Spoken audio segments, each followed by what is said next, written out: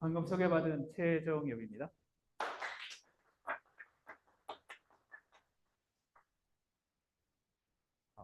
앞장을 똑같이 만들어 갖고 왔네요. 뒤에 잘 들리세요? 네.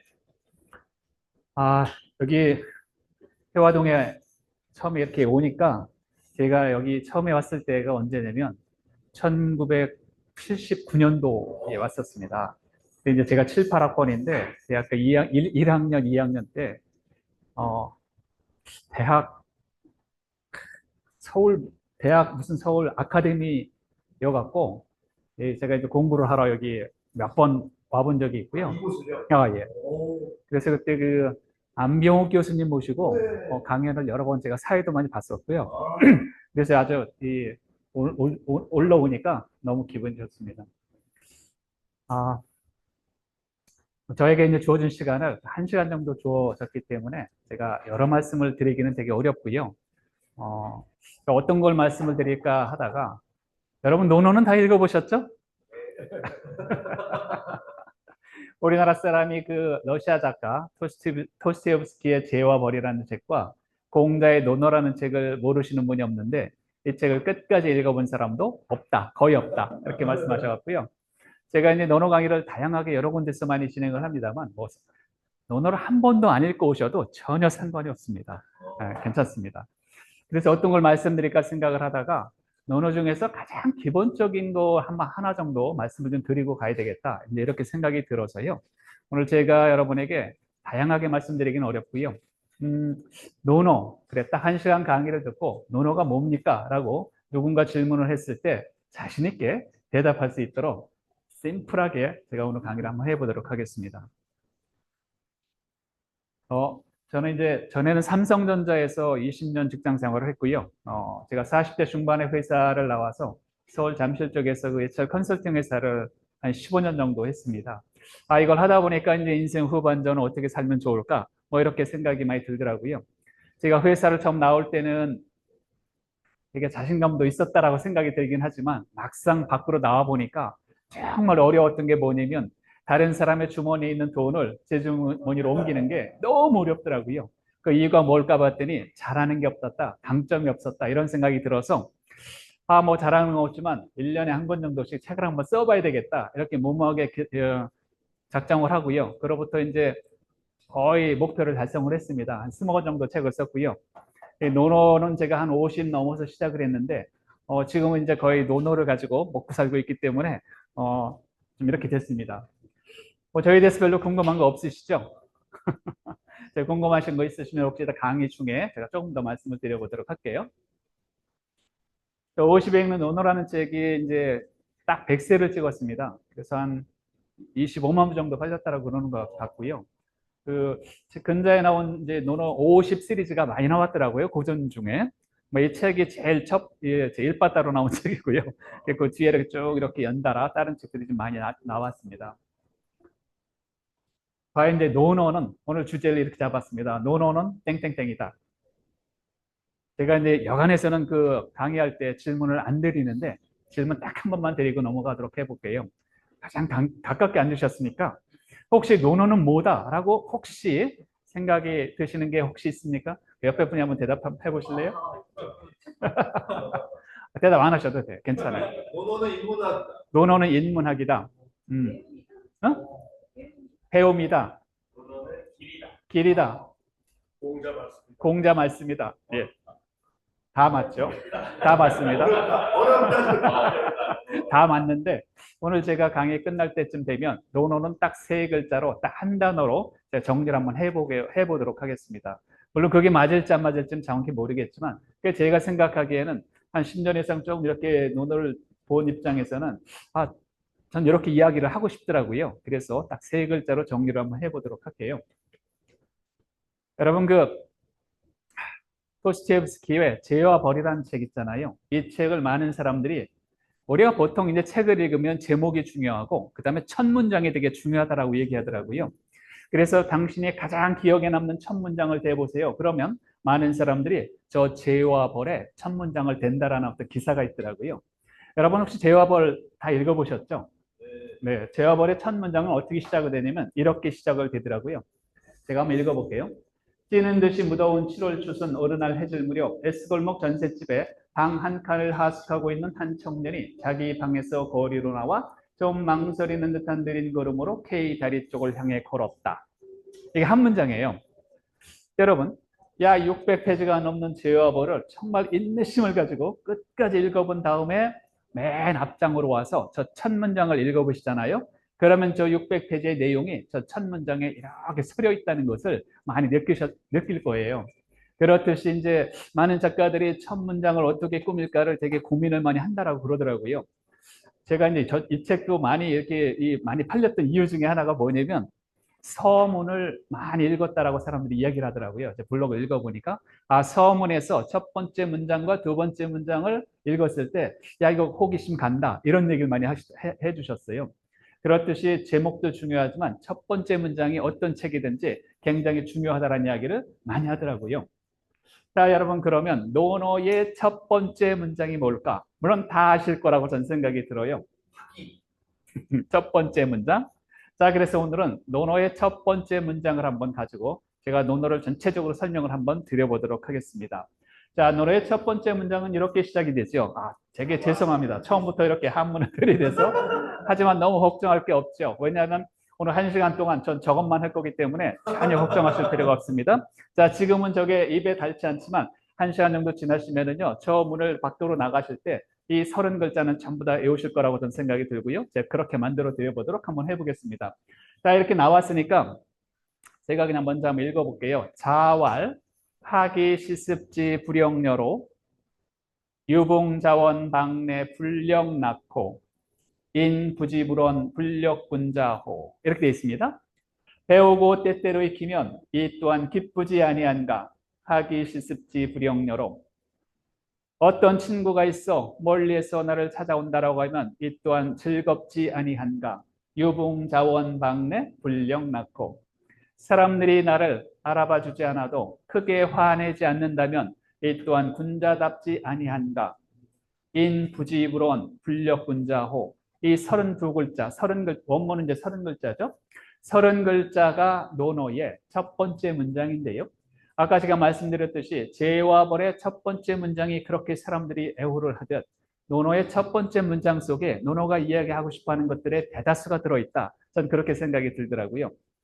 자, 여기 이제 오른쪽에 이렇게 세로로 써는 것도 똑같이 써놨는데요. 하기, 시습지, 불영여로, 유봉자원, 방내, 불령, 낳고, 인부지불원, 불력분자호. 여러분 저 한문 글씨체를 어디서 혹시 보신 적이 있으신가요? 이거 써는 거? 처음 보셨죠? 제가 쓴 거라 처음 보셨을 겁니다. 이걸 제가 뭘로 쓴 거냐면 나무젓가락으로 썼습니다. 나무젓가락. 제가 이제 한문을 늦게 배운 바람에 붓글씨를 배워본 적이 없어갖고 야 좋은 방법이 없을까 생각하다가 갑자기 나무젓가락이 생각이 나더라고요. 그래서 이제 이마트에 가시면은요 먹물을 팔아요. 요즘에 이제 이걸 갈아서 쓰는 사람 없더라고 아무리 찾아봐도. 그래서 이제 먹물을 한 통 사다가 요만한 종이컵에 따라서 쓰면은요 5년을 써요. 그걸 한 통을. 그래서 저거 A4 용지에다가 이렇게 세 줄 써갖고서 PPT를 만들어 놓은 건데요. 이제 제가 주로 이렇게 강의할 때 쓰는 그 PPT 자료는 전부 다 제가 만든 거예요. 써갖고서. 잘 썼죠? 네. 그 하기편, 논어 하기편. 여러분 논어에는 이러한 그 어구가 편수로 따지면은 20편으로 구성이 되어 있고요. 저걸 한 장, 즉 하기편 1장, 하기편 2장 이렇게 부르걸랑요. 하기편 3장 이런 식으로. 그래서 이걸 장수로 다 나누면 논어는 몇 장 정도의 문구로 되어 있을까요? 퀴즈. 제가 이제 강의 때 이렇게 습관적으로 이 질문을 많이 드리게 되는데요. 너무 걱정하지 마시고요. 그냥 가만히 계시면 한 0.1초만 기다리시면 제가 성질이 급해서 제가 다 대답을 하면서 할 거기 때문에 전혀 이렇게 부담 안 가지셔도 돼요. 자, 그래서 논어는 몇 개 문장으로 되어 있을까? 500개 정도의 문장으로 되어 있습니다. 그래서 글자 수가 이렇게 30글자로 된 것도 있고 4글자로 된 것도 있고 뭐 8글자로 된 것도 있고 간략한데 어쨌거나 500개 정도의 문장으로 되어 있는 게 논어의 한 권이죠.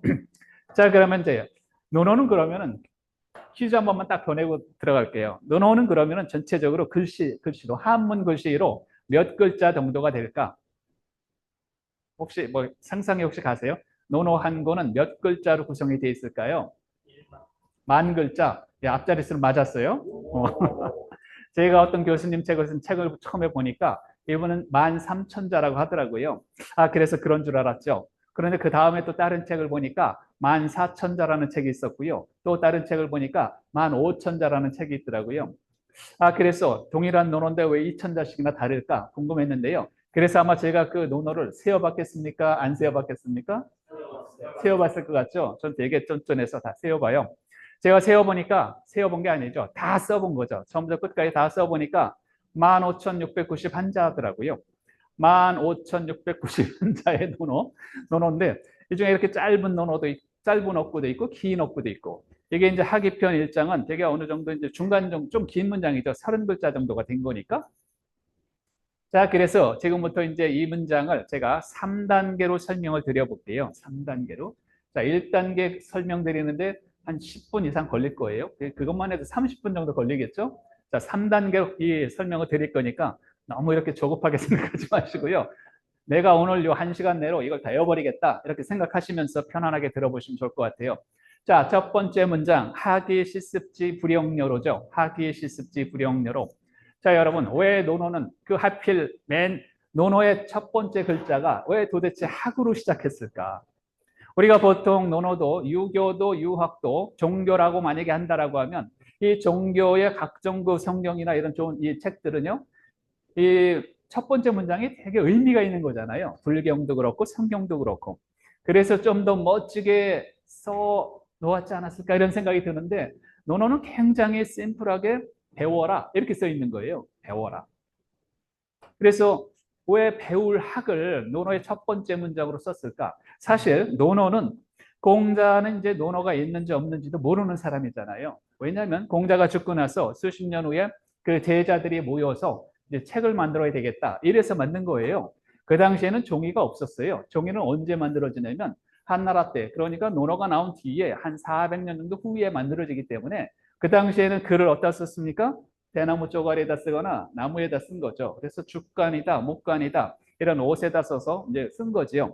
근데 그걸 다 모아갖고 와서 이제 이 제자들이 논어를 만들려고 할 때 과연 우리 선생 공자께서 정말 평생을 줄기차게 가르치려고 했던 의미 전달하려고 했던 내용 중에 가장 중요한 어구가 뭘까 이게?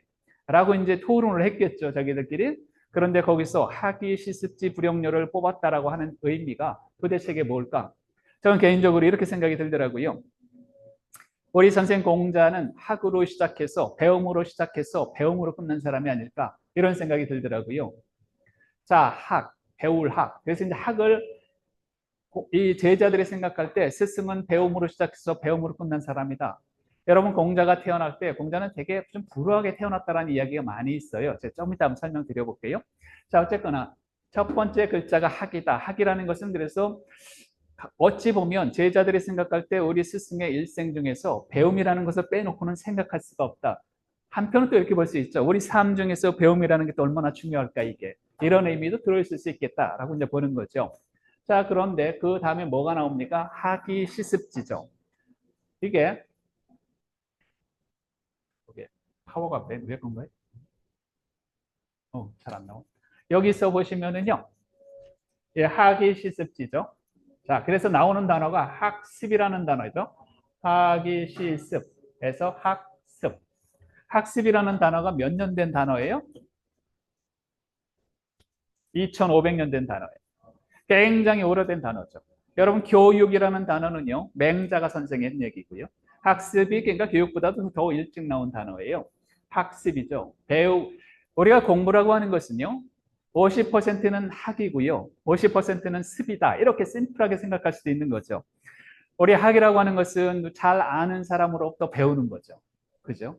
나보다 모르는 사람으로 배우는 게 아니라 잘 아는 스승으로부터 선배로부터 부모로부터 배우는 게 학이죠. 그런데 습이라는 건 뭐예요? 배운다라기보다는 내가 실습, 연습, 학습, 꾸준함 이런 거잖아요. 그러니까 배운 것을 해보는 거죠. 그러니 습자 속에는 실행이라는 의미가 들어있다. 이런 얘기가 많이 하는 거죠. 왜? 내가 실행을 안 하면 익힐 수가 없으니까. 그래서 배우고.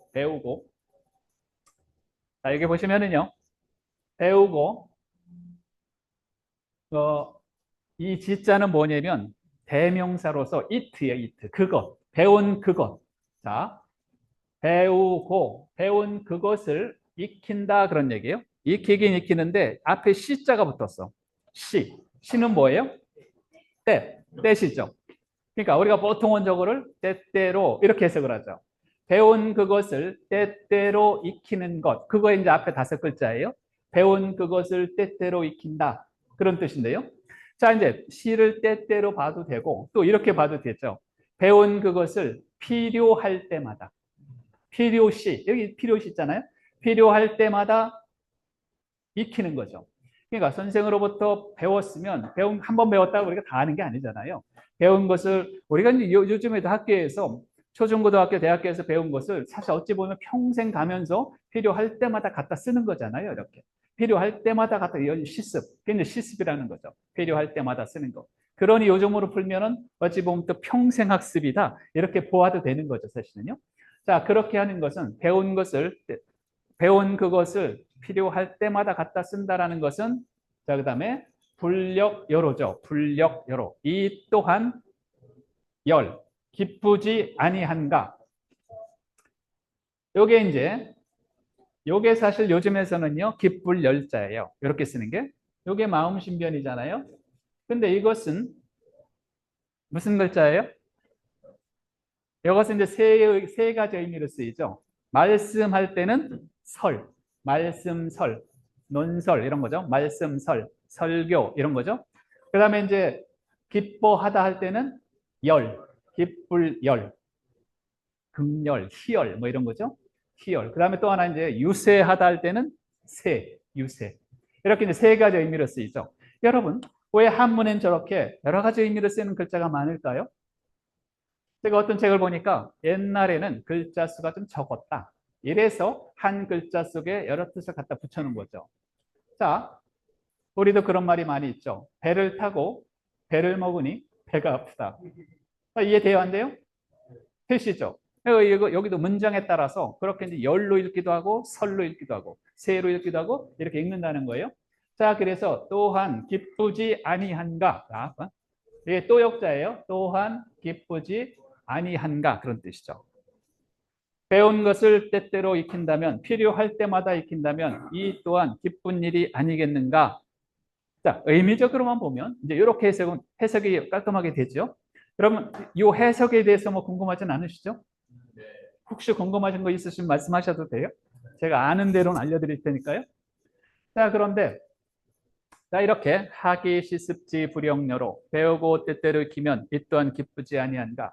물론 이 속에 들어있는 다양한 기쁘긴 뭐가 기쁘겠느냐, 학교에서 의도 터지면서 맨날 공부하는데 그 즐겁겠는가, 뭐 이렇게 이야기해도 되겠고요.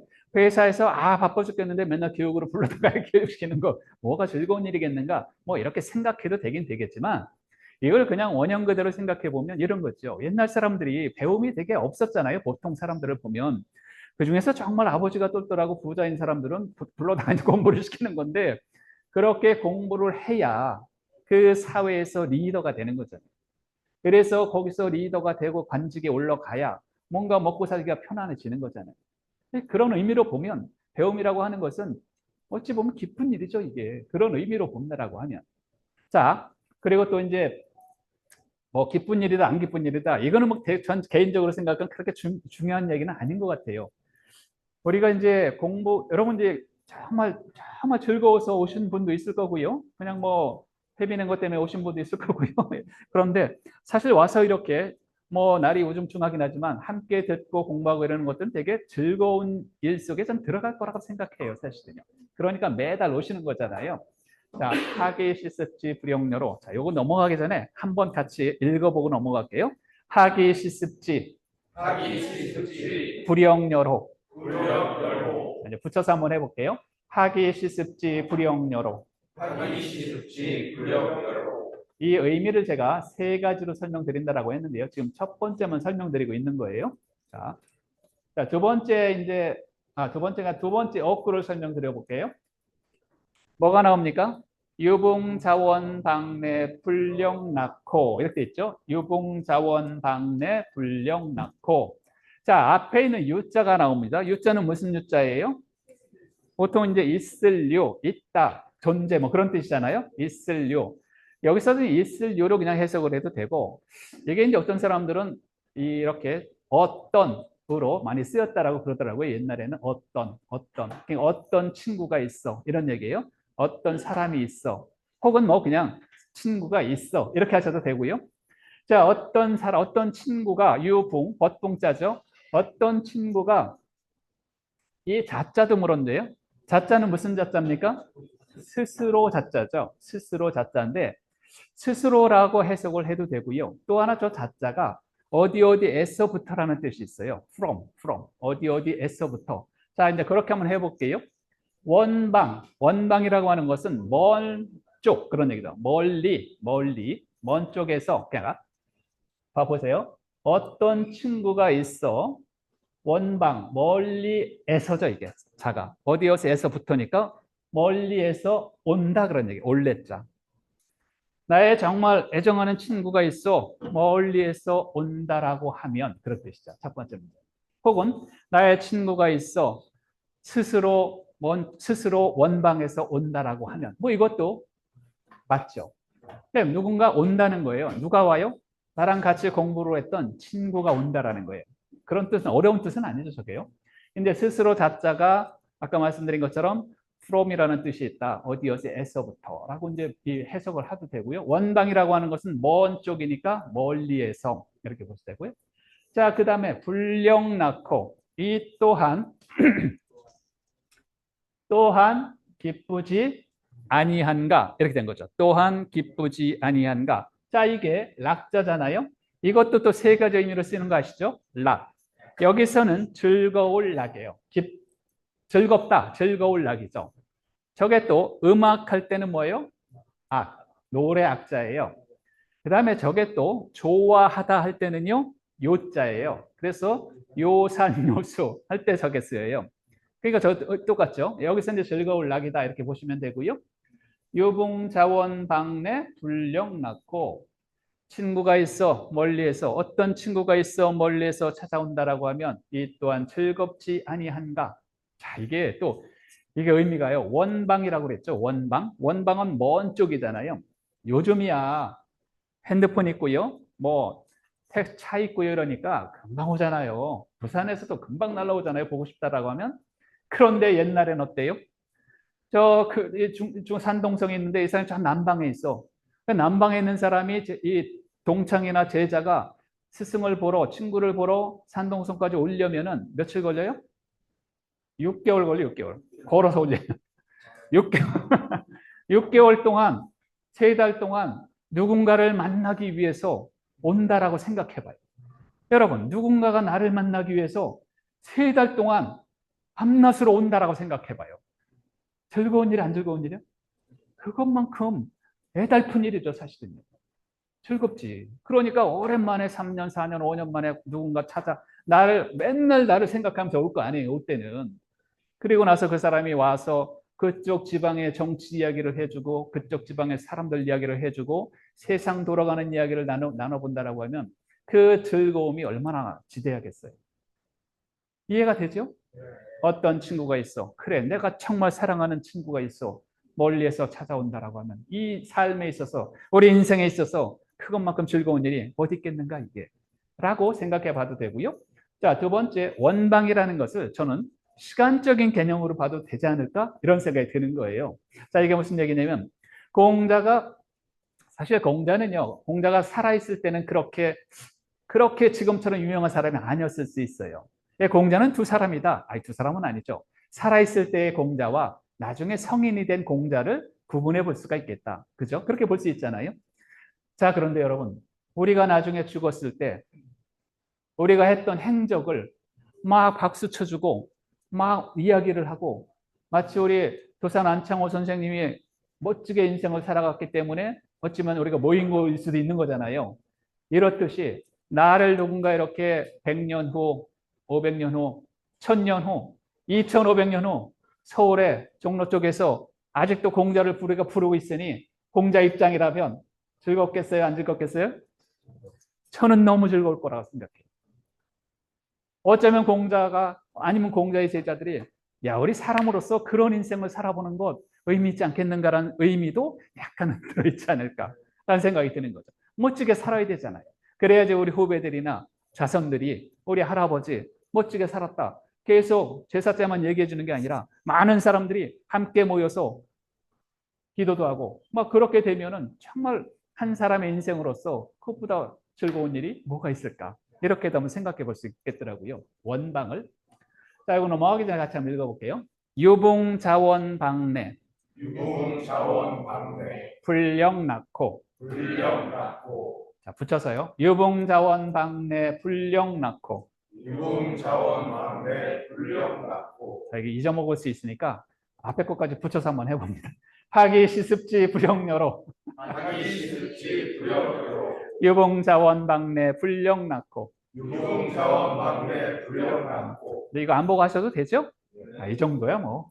자, 네, 세 번째 어구를 볼게요.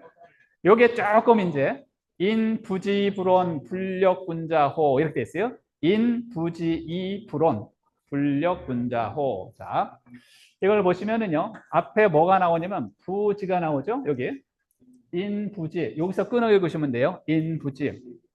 저게 무슨 뜻이냐면 부지는요. 알지 못함 이거잖아요. 알지 못함. 이게 세 글자 인부지는 뭐냐면 사람들이 나를 빠졌어요. 여기 사람들이 나를 알아봐 주지 않는 것 이거예요. 저 세 글자는 사람들이 나를 알지 못하는 것에 대해서 불온 화내지 않는다 그런 뜻이에요. 이게 성낼 온 화낼 온자예요. 성내다 화내다. 그러니까 사람들이 나를 모르는 것에 대해서 화를 내지 않는다면 그런 뜻이에요. 근데 여러분 여기까지 생각해 보시죠. 내가 지금 충분히 열심히 잘하고 있고 성과도 잘 내고 있고 잘 바르게 살아가는데 사람들이 막 나를 무시해. 예를 들어서 직장에서도 그렇고요. 우리 사회에서도 그렇고요. 그러면 그 무시당하는 사람이 기분이 좋아요? 안 좋아요? 안 좋죠. 기분이 매우 안 좋죠. 그런데 반대야. 내가 좀 무시한다선 치더라도 알아봐주지 않는다선 치더라도 화를 내지 않는다면 기분 나빠하지 않는다면 군자답다. 그런 얘기. 군자답다. 군자 역시 군자답지 아니한가 그런 뜻이죠. 역시 군자가 아니겠는가 그런 뜻이죠. 그러니까 군자라는 사람은요. 이 어구로만 봐서는 그러니까 자기를 누가 뭐 이렇게 막 알아주고 그럼 좋죠. 사실은요. 박수 쳐주고 그럼 너무 좋죠. 그런데 그럴 만한 자격이 있음에도 사실 우리 사회나 개인 간이다 보면은요. 질시하는 사람도 있고요. 아까도 이제 우리 선생님 말씀하신 것처럼 애기에다가 아까 뭐라고 말씀하셨어요? 오타. 오타. 미워하고 막 그런 거 많잖아요. 그런 사람들이 많은 건데 자 그래서 그런 것까지도 뭔가 이렇게 이겨낼 수 있는 그런 품격이나 인성 정도를 갖추면 그런 사람이야말로 리더답지 아니하냐 이게 군자답지 아니한가 그런 얘기죠 사실은. 그래서 군자라는 것이요 또 재밌는데 여러분 군자 그러면 옛날에 군자 그러면 임금의 아들 뭐 성인 군자 도덕적으로 학문적으로 탁월한 사람 아니면 뭐 고위 정치 관료 이런 사람들 보통 군자라고 했잖아요. 그런데 서양 사람들은 군자를 뭐라고 영어로 번역을 했을까? 영어로 번역된 책을 보면은요, 많은 책들이 젠틀맨 이렇게 번역했더라고요. 젠틀맨. 물론 뭐 중세 시대 때 젠틀맨 훌륭하죠. 신사. 그래서 이제 신사도 훌륭하지만 저는 그래서 이제 제가 논어책을 몇 권 쓰면서 제가 한 10권 정도 썼는데요. 쓰면서 뭐라고 가끔 제 책에다 썼냐면 리더라고 했죠. 리더. 현대적으로 보면 우리나라 대통령도 리더고 뭐 사장들도 리더고요. 교수는 다 리더고요. 회사에서 대리과장, 부장 다 리더고요. 그다음에 이제 보통 두 사람 이상만 있으면 그중에 한 명은 보통 리더 역할을 해요, 안 해요? 하지요. 그래서 가정에서는 남편이 리더가 될 수가 있고요. 부인이 리더가 될 수가 있고요. 부모 자식 간에는 부모가 리더가 되고요. 형 동생 간에는 형이 리더가 되잖아요. 이렇듯이 그러니까 뭐 대다수가 리더다. 요즘 혼자 있어도 리더라는 말 많이 붙이는 거 아시죠? 무슨 리더? 셀프 리더. 우리 회사에서 셀프 리더 많이 하잖아요. 중요하죠. 혼자 시간 관리하고요. 혼자 목표 관리하면서 성과를 많이 내도록 만드는 그런 사람들. 그래서 이제 셀프 리더인데 자 그러니까 조금 과장되게 말씀드리면 현대인은 모두 다 리더다 라고 말씀드릴 수 있을 것 같아요. 사실은요. 그렇죠? 그런 의미로 보면 이제 군자를 제가 조금만 이렇게 확대를 해석해서 설명을 드려보는 건데요. 자, 어쨌거나 사람들이 나를 알아봐 주지 않는 그것에 대해서 크게 화를 내지 않는다면 이 또한 군자답지 아니한가라고 공자는 이야기를 했다는 거죠. 자, 이거 한번 같이 읽어볼게요. 인부지이불온 인부지이불 불력 군자호. 불력군자호 자, 붙여서 인부지불온 불력 군자호. 인부지이불 불력군자호 하기시습지 불용여로 하기시지 불력여로 유봉자원 박내 불력 낳고 유무자원방에 불력하고 인부지불온 불력 군자호. 인부지이불 불력군자호 아, 너무 잘하셨습니다. 자, 이게 지금 이제 여러분 한 30% 정도는 외우셨을 거라고 생각이 들고요. 자, 그러면 지금까지 했던 이 세 문장 30글자는 도대체 무엇을 의미하는 것이냐, 이게. 그게 또 중요하잖아요. 자, 그래서 제가 보기에는 이 30글자는요, 공자의 일생을 나타내는 것이다. 이렇게 표현해 볼 수 있어요. 이 세 문장 속에 공자의 일대기가 다 들어있어요. 자, 그걸 지금부터 제가 좀 한 10분 정도 설명을 드려볼게요. 하기 시습지 불용여로 유봉자원박내 불력 낳고 인부지불원 불력군자호. 과연 이 세 문장 속에 공자의 일생이 어떻게 들어있을까? 첫 번째, 하기 시습지 불용여를 먼저 설명을 드려볼게요. 아까도 말씀드린 것처럼 공자는요, 공자의 제자들이 봤을 때 우리 스승 공자는 배움으로 시작해서 배움으로 끝을 낸 사람이다. 역사상 공자보다 호학, 좋아할 호, 배울 학, 호학에 있어서만큼은 공자보다 더 열심히 있는 사람이 없었다라고도 이제 제자들이 보는 건데요. 한 번은 이제 공자가 그 이 밑에 있는 이 남방에 오나라라는 곳을 갔는데요. 오나라 그 태제라는 사람이 공자의 제자에게, 자공이라는 제자가 있어요. 아주 훌륭한 제자인데 자공이라는 제자에게 이렇게 질문을 했어요. 아니, 당신 스승 공자는 왜 그렇게 훌륭합니까? 이 사람은 정말 하늘에서 낸 사람입니까? 이렇게 질문을 했어요. 그랬더니 제자였던 자공이 뭐라고 대답을 했냐면, 맞습니다. 우리 선생 공자는 하늘이 낸 사람이라 저렇게 훌륭합니다. 라고 약간 썰을 쳤죠. 그랬는데 이 이야기를 나중에 공자가 들었어요. 그러면서 공자가 들었을 때 공자가 이 대답을 했던 자궁이라는 제자에게 이렇게 얘기를 하는 거예요. 나는 하늘에서 낸 사람이 아니다. 그러면서 뭐라고 얘기해요? 자왈, 공자께서 말씀하시길 오소야천, 나는 어려서 매우 빈천했다. 가난하고 천했다 이거야. 오소야천. 여러분, 저 오소야천은 굉장히 유명한 말이에요. 나는 어려서 매우 천했다. 이게 공자의 출생을 상징적으로 나타내는 말이에요, 사실은. 나는 어려서 매우 천했다. 그런 고로 여러 가지에 능하게 된 것이다. 이게 다능. 이게 뭐예요? 비사, 비천한 일에, 비루한 일에 능하게 된 것이다. 이렇게 얘기한 거죠. 고단행비사. 나는 그래서 어려서 매우 빈천했기 때문에 호구지책, 먹고 살기 위해서 못한 일이 없었다 내가. 그래서 일도 해봤기 때문에 다른 사람들이 보기에 잘하는 걸로 보이는 것이다 이게. 라고 얘기한 거죠. 공자는 이런 본인이 스스로 얘기했어요. 자왈, 오소야천. 나는 어려서 매우 빈천했다. 여러분, 공자가 태어날 때 공자의 아버지가 70세 정도였고요. 공자의 어머니가 16세 정도였다라고 해요. 16세 여인의 70세 아버지. 이게 매칭이 잘 안 되잖아요. 그러니까 사마천은 이제 공자 세가라는 표현을 쓰면서 공자의 출생을 뭐라고 얘기했냐면 야합이라고 얘기했어요. 야합. 들야자에 합하랍자. 공자는 어떻게 해서 밖에서 이렇게 해서 공자를 낳은 것이다 라고 이야기를 한 거예요. 그럴 것이 공자의 아버지는요, 첫 번째 부인에서 딸을 9명이나 낳았어요. 그 두 번째 부인에서 아들을 하나 낳았어요. 근데 그 아들이 다리가 불구였어요. 그러다 보니까 이 아버지가 늙음하게 곡부에서 30리 정도 떨어진 조그만 니구산이라는 산 옆에 작은 그 무녀집이 있었는데요. 무당집이죠. 무당집에 그 셋째 딸과 이렇게 해갖고서 공자를 낳았다라고 이렇게 거기 써 있어요. 지금 사기에. 그럴 것이 공자가 태어나서 3살 때 아버지가 돌아가셨고요. 공자 17살 때 어머니가 돌아가셨어요.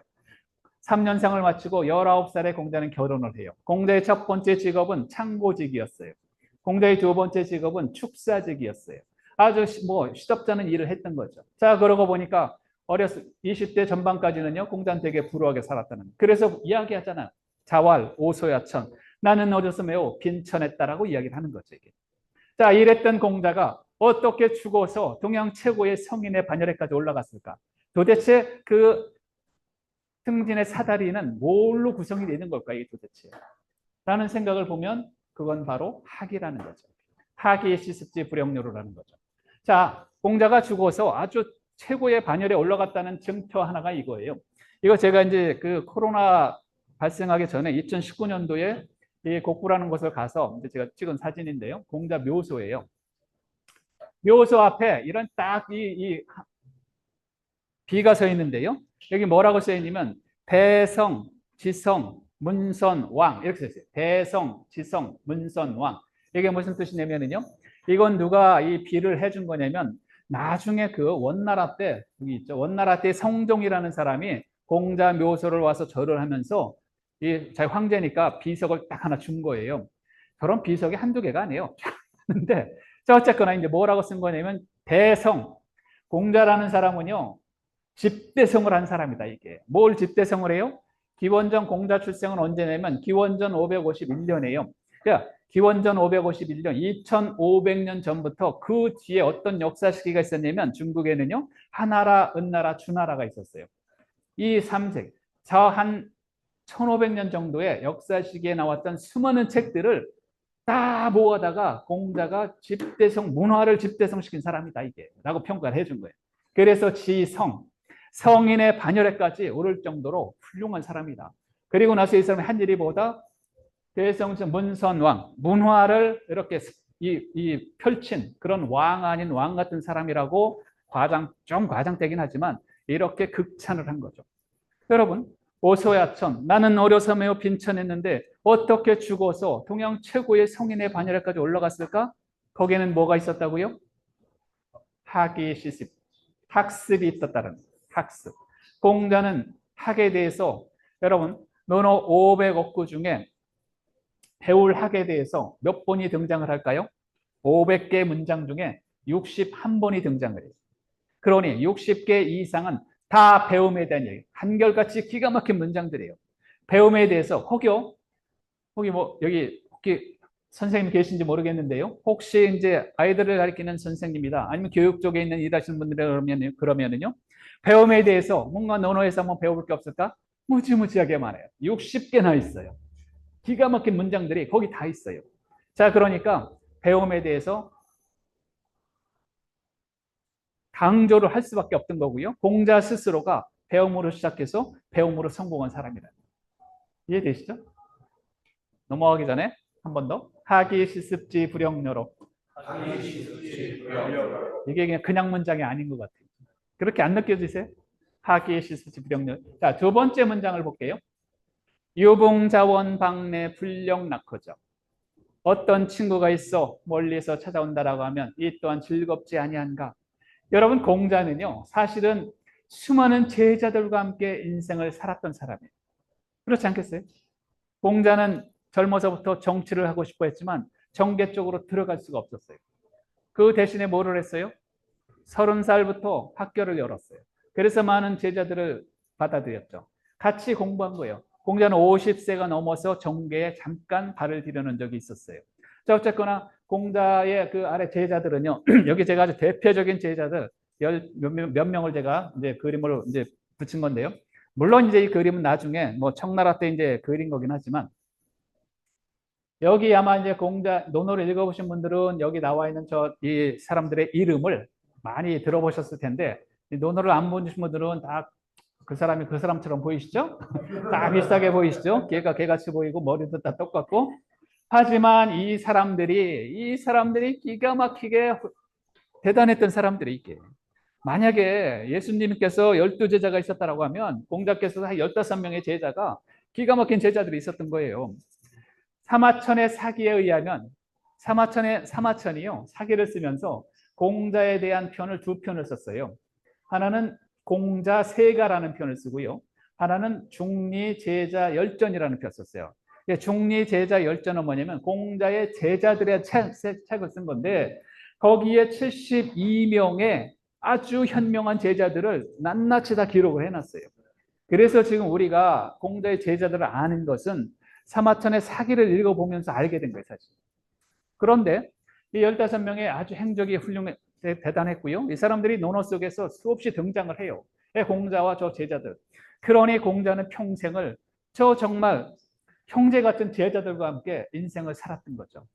우리도 그런 말 하시지 않아요? 나를 정말 알아주는 친구들이 내 인생에 딱 한 명만 있어도 그건 외롭지 않은 인생이다. 그렇죠? 공자는 몇 명 있었다고요? 많았다. 그래서 이런 얘기를 합니다. 유봉자원방내 불령났고. 따라서 한번 해보시겠어요?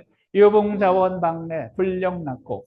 유공자원방내 불려났고. 이 제자들 중에는 여러분이 아시는 분들도 있을 거예요. 이 사람이 정자라는 사람이에요. 정자 들어보셨나요? 공자의 바로 직제자예요. 나이가 46살이 어렸던 제자예요. 그러니까 공자가 70세 정도였으면 이 사람은 한 20대 초반 정도의 제자였어요. 그 다음에 이제 누구야? 안회라는 혹시 제자 들어보셨나요? 안회? 공자의 최고의 수제자 안회. 안현이라고 하죠. 그 다음에 뭐 자공이라는 사람 있죠. 자공이라는 사람도 되게 유명한 사람이에요. 자공. 자공은 노나라에서 최고의 부자가 됐어 나중에. 그리고 공자가 죽고 나서 제나라에 가서 제나라에서 재상의 역할까지도 했던 아주 출중한 제자였어요.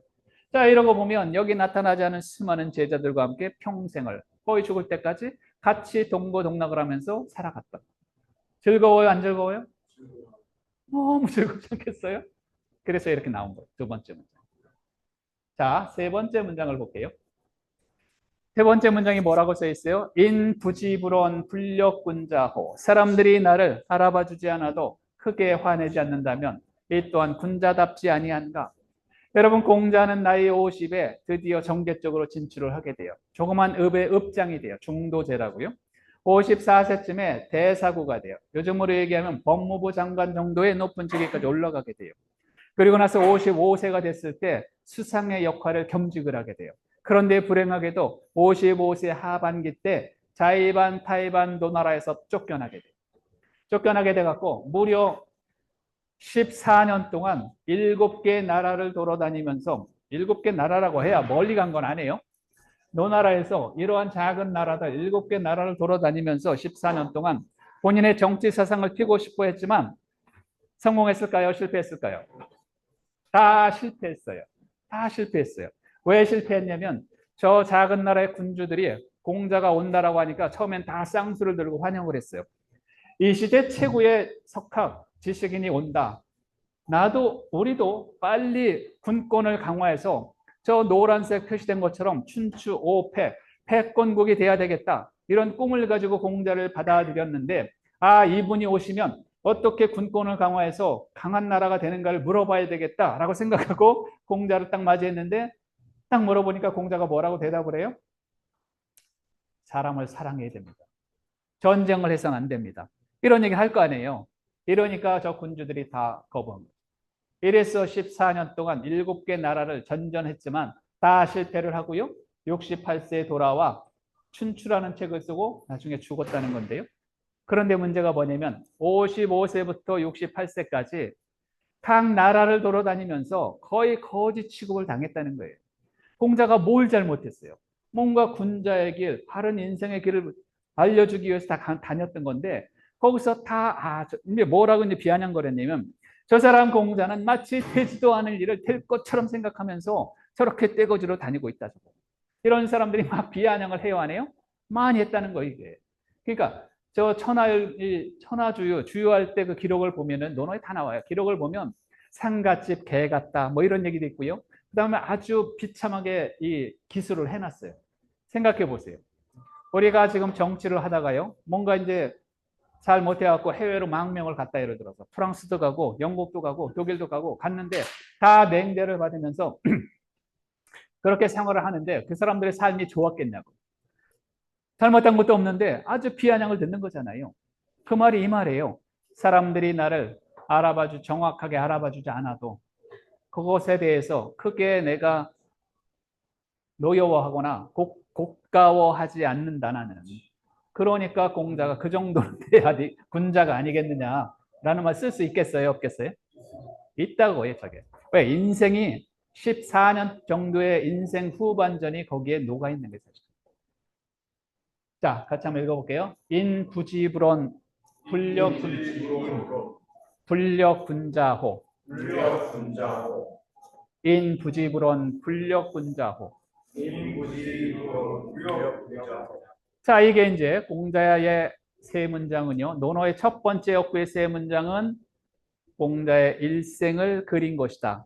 좀 이해가 되시죠? 자, 그러면 이제 세 번째 제가 설명드려 볼게요. 자, 그러면 이 세 문장은 2025년을 살아가는 저나 여러분에게 무슨 의미가 있을까, 이게? 만약에 이게 의미가 없다라고 하면 굳이 이렇게 더운데 앉아서 공부할 필요가 없는 거잖아요. 자, 그래서 그 의미 부여를 한번 해보고 싶은 거죠. 제가 의미 부여를 한번 해볼게요. 하기편 1장은 리더가 되기 위한 3단계를 이야기하는 것이다 라고 풀어볼 수 있겠더라고요. 리더가 되기 위한 3단계. 자, 첫 번째, 리더가 되기 위한 첫 번째 단계는 뭐라고요? 학습이다. 학습. 우리가 배우지 않고 리더가 된 사람이 어디 있겠습니까? 우리 아이들, 우리 사회 젊은 사람들, 우리 사회 많은 사람들 리더가 되면 진짜 좋잖아요. 리더다운 리더. 뭐 예전에 얘기한 군자 그런 거겠죠. 리더다운 리더가 되면 너무 좋은데요. 정말 리더가 되기 위해서는 꼭 거쳐야 할 게 뭐라고요? 학습이라는. 배우고 익히는 것이죠. 배우지 않고 리더가 된 사람은 저는 없다라고 생각해요. 그러니 논어의 첫 번째 문장이 학이잖아요. 배워라, 배워라. 배우는 게 수기치인. 나를 일단 배워서, 애기 애타 마찬가지예요. 나를 일단 배워서 치인. 다른 사람들을 도와주기도 하고요. 다른 사람들을 관리하기도 하고요. 정치를 그렇게 해야 된다. 내가 쓰지도 못한 사람들이 밖에 나와서 막 그러면은 말이 안 된다, 이게. 일단 그래서 수기. 내가 일단 채워놔야 된다. 배우라는 거죠. 학이 시습지 불영여로. 그래서 리더가 되기 위한 첫 번째 단계는 학습이고요. 그 중에 또 중요한 게 뭐냐면은 시습이라는 거죠. 학습은 학습인데 필요할 때마다. 여러분 이제 요즘에는요. 딱 대학에서 졸업했다라고 해서 더 이상 아무것도 공부 안 하면 돼요, 안 돼요? 끊임없이 해야 될 것 같죠? 해야 돼요. 지금 중견 50, 60 먹은 사람들도요. 해야 돼요. 어쩔 수 없이 이제 우린 그런 시대에 살고 있는 것 같아요. 해야 된다. 학습, 시습, 평생 학습. 공자가 2500년 후 사람들이 서울에서 이걸 얘기하라고 이렇게 정해놓은 것 같지 않아요? 학기, 시습지, 불영모로. 자, 두 번째. 리더가 되기엔 두 번째는요. 사람이라고 생각해요. 위. 두 번째 조건은요. 어떤 사람이 있어 나를 찾아온다라고 하면 이 또한 즐겁지 아니한가? 여러분 리더가 되는 사람들은요. 이 사람들과의 관계성에 있어서 물론 우리가 이렇게 가정생활도 30년, 40년, 50년 하면은 사실 수도 없이 싸우죠. 부부끼리도. 우리가 직장에서 정말 월급 때문에 못 그러는 거지만 직장에서도 수없이 싸움이 발생을 하죠. 사실. 갈등도 발생하고요. 그런데 그 안에서 정말 리더다운 리더로 커가기 위해서는요. 그러한 상황을 어떻게 만드셔야 돼요? 즐거움을 만들어낼 수 있는 그런 상황으로 만들 수 있는 그런 역량을 키워야 된다. 이게. 사람과 같이 부대끼면서 함께 부대끼면 여기서 이제 벗이라고 했지만 조금 확대 해석하면 동료가 될 수 있는 거고요. 주변에 사람들이 될 수 있는 거잖아요. 그 사람들과 함께 모여 있으면서 어떻게 하면 좀 더 즐겁게 만들어낼 수 있을까? 그러면 뭐 배워야 될 게 한두 개가 아니죠, 사실은. 그런 의미가 저는 여기에 있다고 생각해요. 그래서 두 번째 의미는 일단 내가 쓰고요. 내가 쓰고 함께 잘 갈 수 있는 그런 어떤 인성, 품성, 이해력 이런 것들을 키워야 된다라고 보는 거고요. 자, 리더가 되기 위한 세 번째는요. 전 이거라고 생각해요. 인부지불언 불력군자호. 사람들이 나를 알아봐 주든 뭐 알아봐 주지 않든 거기에 크게 흔들리지 않고 일비일희하지 않고 내가 가는 길이 맞다라고 하면 가는 사람. 그게 리더가 봐야 될 그런 거가 아닐까 이게? 주도성이랄까? 건강한 마음과 심신이랄까? 이런 것들을 아무리 나를 속박하고요. 공자가 14년 동안이나 그렇게 힘들게 겪어가면서 살아냈던 그런 것처럼 내가 가는 길이 군자의 길로서 리더의 길로서 맞다라고 하면 그냥 가는 거죠. 맞다라고 하면 가는 거죠. 리더가 다 쉽겠어요? 쉬우면 다 리더하지? 근데 그건 아니잖아요. 그러니까 이제 이런 의미가 여기 있을 수 있겠다. 그래서 노노의 첫 번째 문장은 리더가 되기 위한 3단계를 나타낸 것이다. 라고 난 개인적으로 생각을 하고요. 자, 이제 제가 한 10분 정도 더 해도 돼요. 이미 이제 첫 번째 문장을 했으니까 여러분 궁금하시지 않으세요? 노노의 마지막 문장은 뭘까? 네?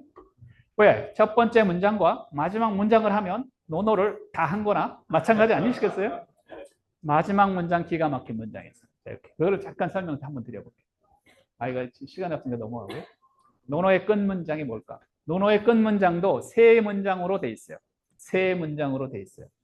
자, 이거는요, 제가 이제 강요는 안 할게요. 첫 번째 문장만 이제 강요했고요. 의미만 보세요. 세 문장인데, 부지명 무의 군자야, 부지대 무의립이야, 부지연 무의지이냐, 이렇게 돼 있어요. 자, 그럼 이거 하나씩 제가 조금씩 설명을 드려볼게요. 세 개인데, 부지명 무의 군자야. 자, 명을 알지 못하면, 그렇죠? 명을 알지 못하면 군자가 될 수 없다. 이렇게 돼 있어요. 군자가 될 수 없다. 자, 리더가 되기 위해서는 명확한 목표가 있어야 돼요? 없어야 돼요? 정확한 게 있어야 되잖아요. 우리가 인생을 멋지게 살려면 인생에 목표가 있어야 돼요? 없어야 돼요? 있는 게 좋지요.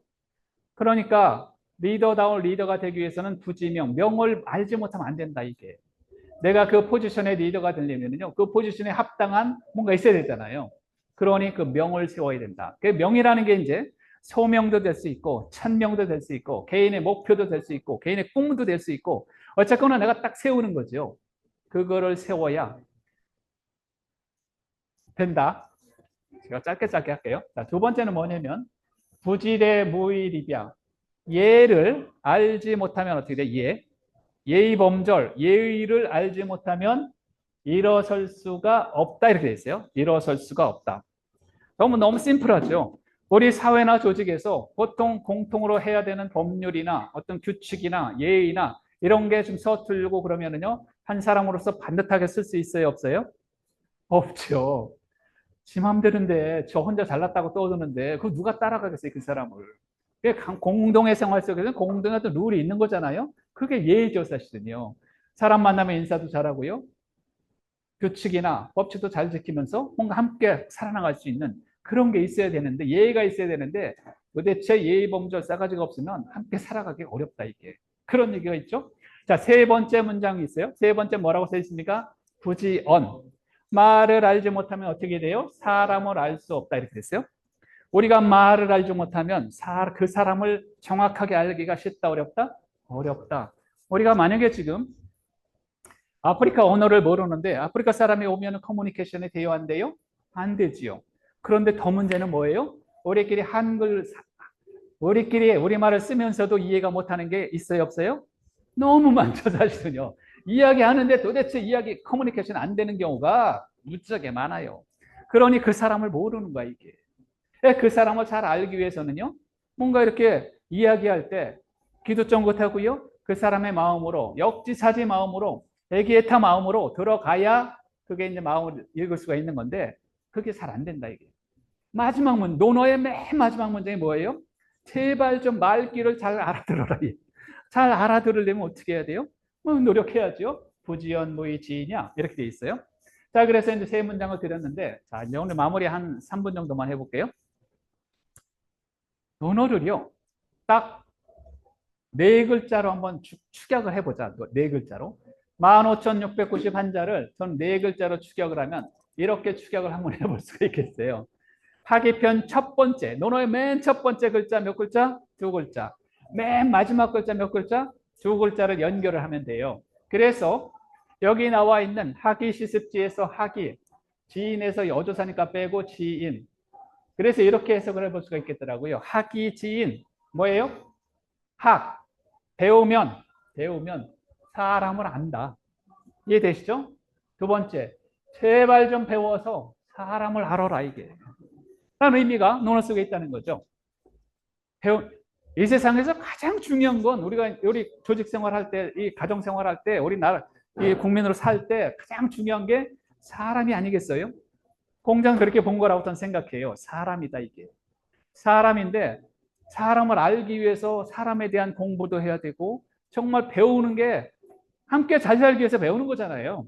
그래서 학이진이다. 자, 근데 네 글자가 너무 길잖아요. 그래서 제가 저걸 두 글자로 줄여드릴게요.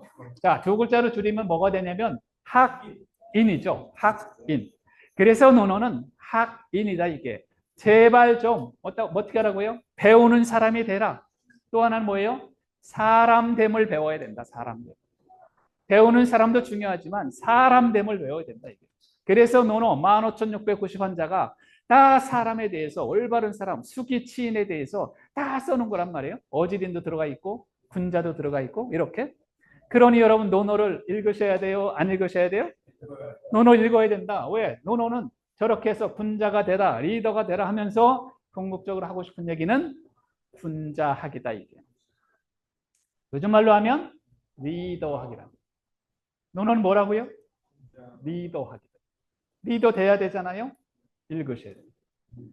요즘에 대학원 들어가면은요, 거의 리더십 관련해서 뭐 석사, 박사 과정에 다 해요. 많은 곳에서 하는데요. 우리 논어만큼 제가 생각할 때, 물론 서양에서 들어온 리더십 종목이 굉장히 많잖아요. 서번트 리더십, 거래적 리더십, 많은데요. 하여튼 대학원만 들어가면 다 리더십이에요. 어느 학교든지. 그런데 논어만큼 리더십에 대해서 좋은 책이 없는 것 같아요, 저는. 왜냐하면 군자가 다 리더인데요. 논어에는 군자라는 말이 몇 번 등장하냐면 107번이나 등장해요. 그러니까 500가지 중에 100개 이상은 다 리더에 대한 이야기예요. 딱 이제 마치려고 하는데요. 논어는 뭐라고요? 자, 이제 마지막으로 학위편 1장을 같이 한번 외우면서 맞춰보도록 할게요. 학위 시습지 불영료로 학위 시습지 불령 유봉자원 방내 불령 낳고 유동자원 방내 불령 낳고 인부지불원 불력군자호. 인부지 불령 불령 군자고 그래서 500문장 중에 배움에 대한 것이 60개 정도가 있고요. 군자에 대한 게 107번 정도가 있고요. 오늘은 제가 시간이 없어서 말씀 못 드렸는데 사람의 마음에 대한 거 있잖아요. 마음, 어지린 마음에 대한 게 108번이나 있어요.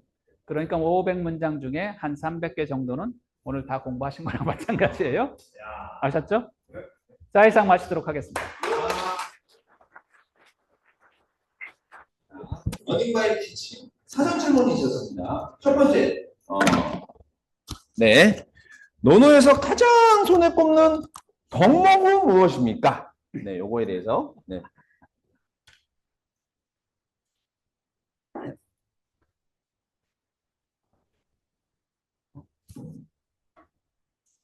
가장 손에 꼽는 덕목이요. 여러분 지금부터 200년쯤 전에 그 다산 정약용 선생이 이제 논어 고금주라는 책을 쓰면서 이제 뭐라고 얘기했냐면 요즘 사람들이 그 어질인자 있잖아요. 어질인. 인에 대해서 잘 모르시는 것 같다. 그러면서 너무 어렵게 생각하고 있다. 이렇게 얘기했어요. 그 어질인은 어렵지 않고 사람 인변의 부이예요. 사람 인변의 부이죠. 그래서 이제 사람이 두 명 모여 있을 때 여러분 제가 마음속으로 한번 생각해 보세요. 어질다는 게 도대체 뭘까요? 누군가 이렇게 질문을 드린다라고 하면 어질다, 착하다, 선하다 뭐 이렇게 이제 보통 얘기를 할 수 있는데요. 실제로는 이제 사람 인변의 두이니까 우리가 두 사람이 모였을 때 서로 싸우지 않고 서로 격려하면서 서로 용서하면서 서로 포용하면서 서로 사랑하면서 이렇게 살아갈 수 있는 그 마음이 인이라는 거예요. 인이 어렵지 않다. 왜냐하면 세상은 다 둘 간의 문제라는 거죠. 나와 아내, 나와 남편, 나와 상사, 나와 부하, 나와 친구, 나와 나라까지도 제 입장으로 보면 둘 간의 문제잖아요. 이 둘 간에 있어서 서로 싸우지 않고 서로 사랑하면서 격려하면서 이게 바로 공자가 그렇게 이야기했던 인의 사상의 인이다 이게 라고 얘기하는 거죠. 그러니까 굉장히 어찌 보면 굉장히 심플한 걸 이야기한 거예요 사실은요. 그런데 그 이후에 성리학이라든지, 그다음에 이제 이 유학이 내려오면서 조선시대 때 굉장히 복잡하게 됐는데, 복잡한 걸 다 걷어내고, 공자가 정말 평생 동안 얘기했던 게, 사실 두 사람이 모여서 있을 때 서로 싸우지 않는 거, 서로 사랑하면서, 이게 어찌 보면 사람의 인생 살이에서 가장 중요한 게 아닐까. 두 사람이 모여서 세 사람이 되는 거고, 세 사람이 모여서 마을이 되는 거고, 마을이 모여서 뭐 시가 되는 거고, 나라가 되는 거잖아요. 그러니까 가장 근본적인 거. 근데 그거 인에 대해서 이제 그렇게 설명을 하면서 조금 어렵게 이제 여러 가지로 설명을 해 나갔죠. 그래서 제가 생각하기에는 논어에서 가장 중요한 것은 두 사람 간의 문제다, 이게. 어. 인이다. 이제 이렇게 생각해, 야. 설명드릴 수 있을 것 같아요. 야, 질문이 좋은 정말 기가 막힌 답이 나왔습니다. 인예제 인 같은 거죠. 네, 좋습니다. 오늘 손성환 선생님, 오늘 또 이렇게 강의를 또 직접적으로 접해 보셨는데, 그죠? 질문 준비해 주시고요. 오늘 소감 한번 이따 들어보도록 하고요. 네, 우리 박성훈 선생님도 다 마찬가지로 여기 모두 다 한번 이야기를 할 겁니다. 대표적으로 우리 임충식 선생님께서는 오늘 강의와 오늘 느낀 거, 요거는 꼭 기억해야겠다. 이런 거 말씀드리겠습니다. 원래 선생님이 잘 가르쳐 주시면 네. 잘 받아들여야 되잖아요. 아, 예. 제가 그걸 시범하겠습니다. 아, 좋습니다. 안 보고 어디 써진 게 없으니까. 자왈, 자왈, 하기시습지, 하기시습지, 불력여로, 여, 유봉자원방래, 불력낙호, 인부지, 이불론, 인부지, 이불론, 불력군자호. 오케이? 이걸로. 기가 예, 예. 아, 야, 뜻은 얘기 안 해요. 이걸 안 해도 다 아는 우리 뭐 좋아요. 좋습니다. 자, 이렇게 가는데 했던 거 하기 반칙. 자, 오늘 소감과 더불어서 이야기해 주시면 좋을 것 같습니다. 제가 좀 개인적으로 좀 좋아하는 사극 중에 하나가 정도전이라는 사극이 있는데, 이제 다들 아시는 분들은 아시겠지만 이제 고려가 넘어가고 조를 넘어갈 때 이제 이야기인데, 거기에서 보면 이제 유학하시는 분들 사대고들이 이제 군자라는 표현을 많이 쓰는데, 저도 이제 군자를 배울 때는 항상 그냥 막연한 이상적인 이가 그냥 그런 추상적인 개념으로 이해하다가, 오늘 이렇게 리더십과 리더라는 걸로 접목되는 시선으로 나아갔더니, 이제 거기서 그 귀족들은 사대부들을 유학하는 선비라고 칭하는데, 이제 선비가 그래도 되냐 뭐 이런 식으로 하는데, 이제 막상 그 유학하는 선비들은 이제 상대방을 지칭하거나 나의 잘못을 할 때 그게 어찌 군자의 자세겠는가, 이런 식으로 스스로 군자나 거기에 많이 비벼거든요. 그걸 이제 리더라고 생각했더니, 그분들이 추구했던 그 자세가 어떤 건지 알겠다라는 게 조금 더 와닿고, 특히나 그 이성계가 그 드라마상에서 정도전에 이제 그 조선 계급에 함께 하자라는 걸 수락할 때 하는 말이, 그 백성 모두가 군자가 되는 그런 멋들어진 세상에 임금으로 베풀어 주시오라고 했을 때, 그 이성계가 말했던 그 백성 모두가 군자가 되는 세상이라는 그 문구 자체도 오늘 조금 새롭게 다가오는 그런 시간이었던 것 같습니다. 그러면서도 제가 질문이 갑자기 하나 생긴 게, 오늘 강의를 듣다가 질문이 생겼는데, 그 공자께서도 공자가 항상 그 리더십을 하는 게 약간 덕치의 그런 리더십이지 않습니까? 근데 그거를 공자도 생전에 그런 걸 설파하고 다니시다가 약간 그게 현실적으로는 받아들이지 못해져가지고 약간 그런 식으로 넘어가셨는데, 그 드라마상에서도 정도전은 이성계에게 덕치를 강요하면서 이제 군자의 정치를 펼쳐달라, 이런 식으로 이제 그 드라마 흐름이 가는데, 결국 정도전도 그런 걸 실패해서 이방원이 나오고 뭐 이런 식으로 넘어갔는데, 약간 이 덕치의 리더십이라는 게 제가 식견이 짧아서 모르겠습니다만 현실적으로는 불가능하지 않나. 우리가 지금 저희의 생계도 약간 춘추전국 시대와 마찬가지로 이제 약간 저희가 리더가 됐을 때는 항상 싸우고 이기고 그렇게 올라가야 되고, 그런 그 춘추 패공불처럼 저희도 그렇게 올라가려고 하는 사람들인데, 우리에게도 지금 이런 그 공자의 리더십을 계속 밀고 나가야 되는 이유가 어떻게 받아들여서 밀고 나가야 될까 이런 궁금증이 그냥 우연히 생겼습니다. 시간권이 다 들어있네요. 좋습니다. 자, 어떤 또 해답이 오실지. 네. 그 요런 위정편에 보면 위정편. 네. 도지이정, 음. 제지이형, 그다음에 도지이래, 도지덕, 제지이래라는 이 표현이 나오는데요. 이제 그 의미가 뭐냐면 정치라는 것을 법과 그다음에 법령으로만 하면 백성들이 이렇게 잘못을 했을 때도 그냥 난 처분만 바라면 되잖아요. 그 처분 이 나라에서 이렇게 뭐 너는 가서 얼마 살아라 이러면 살고 나오면서의 느낌이 뭐냐면 나는 이제 형벌을 받았기 때문에 난 뭐 도덕적으로 내가 잘못한 것에 대해서 반성을 안 한다는 거예요. 그런데 정치를 덕으로 이끌고 그다음에 예라는 것으로서 조정을 하면 많은 시민들도 자기가 잘못을 했어도 정당하게 형을 받아도 형이 끝나고 나서도 자기는 부끄러움을 안다라는 거예요. 내가 정말 잘못했구나. 이게 무슨 얘기냐면 덕의 정치라고 하는 게 왜 필요하냐면 덕의 정치는 따지고 보면 일반 백성들의 이야기라기보다는 이제 군자들의 이야기죠, 사실은. 리더들의 이야기죠.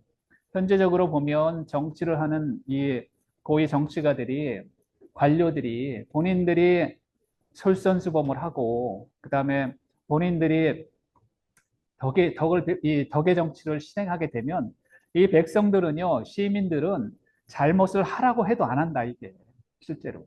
그다음에 자기가 잘못하면은 한 것에 대해서 본인들도 뼈저리게 느끼게 된다. 하지만 윗사람들이 그냥 자기들은 지키지 않으면서 백성들에게 지키라 법으로 이렇게 조져버리면 내가 아무리 잘못을 해도 반성을 안 한다, 이 사람들은.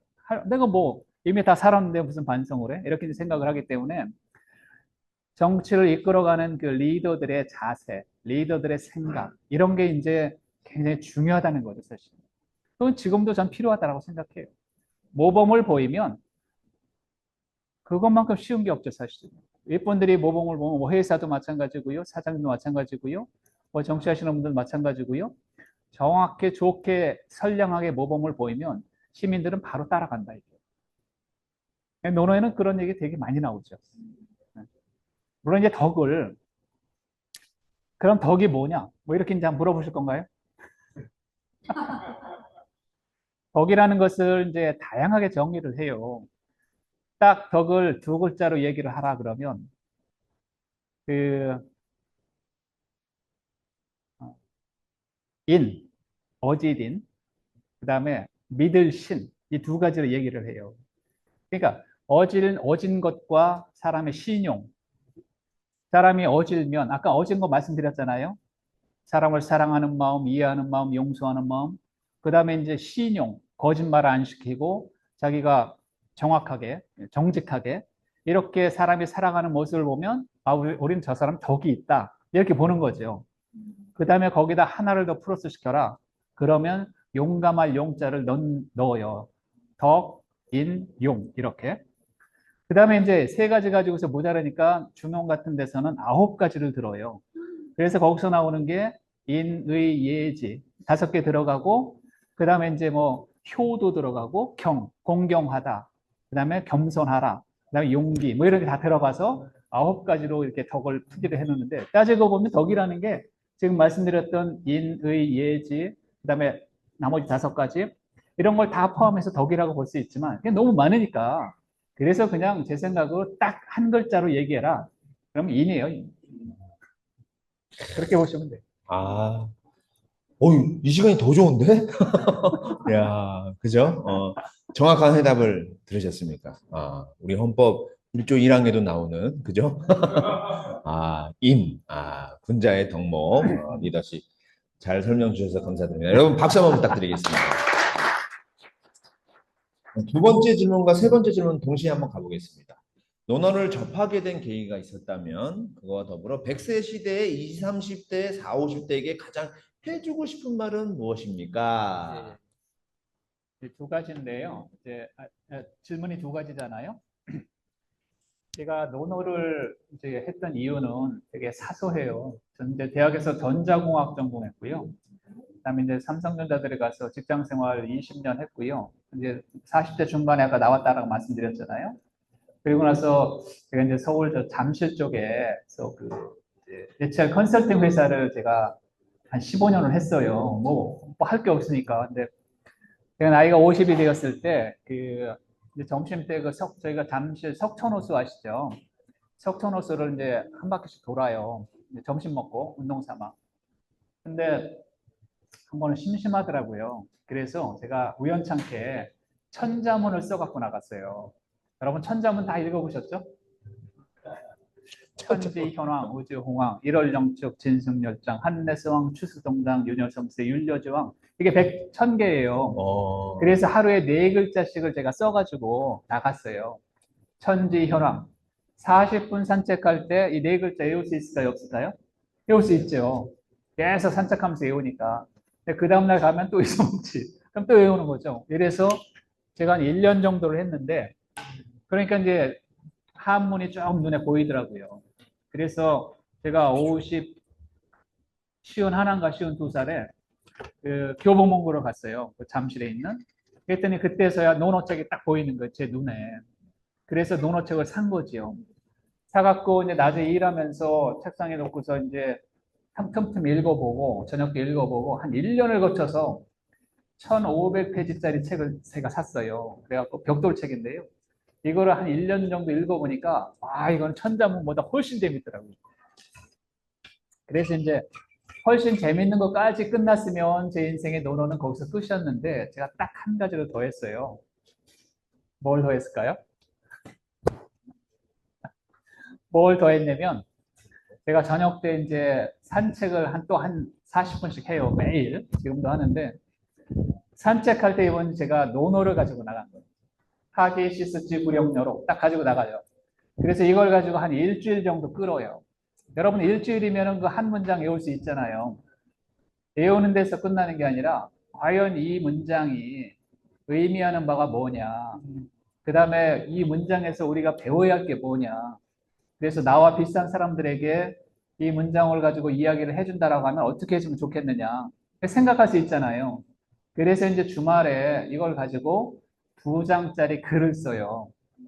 2장 내지 2장 반.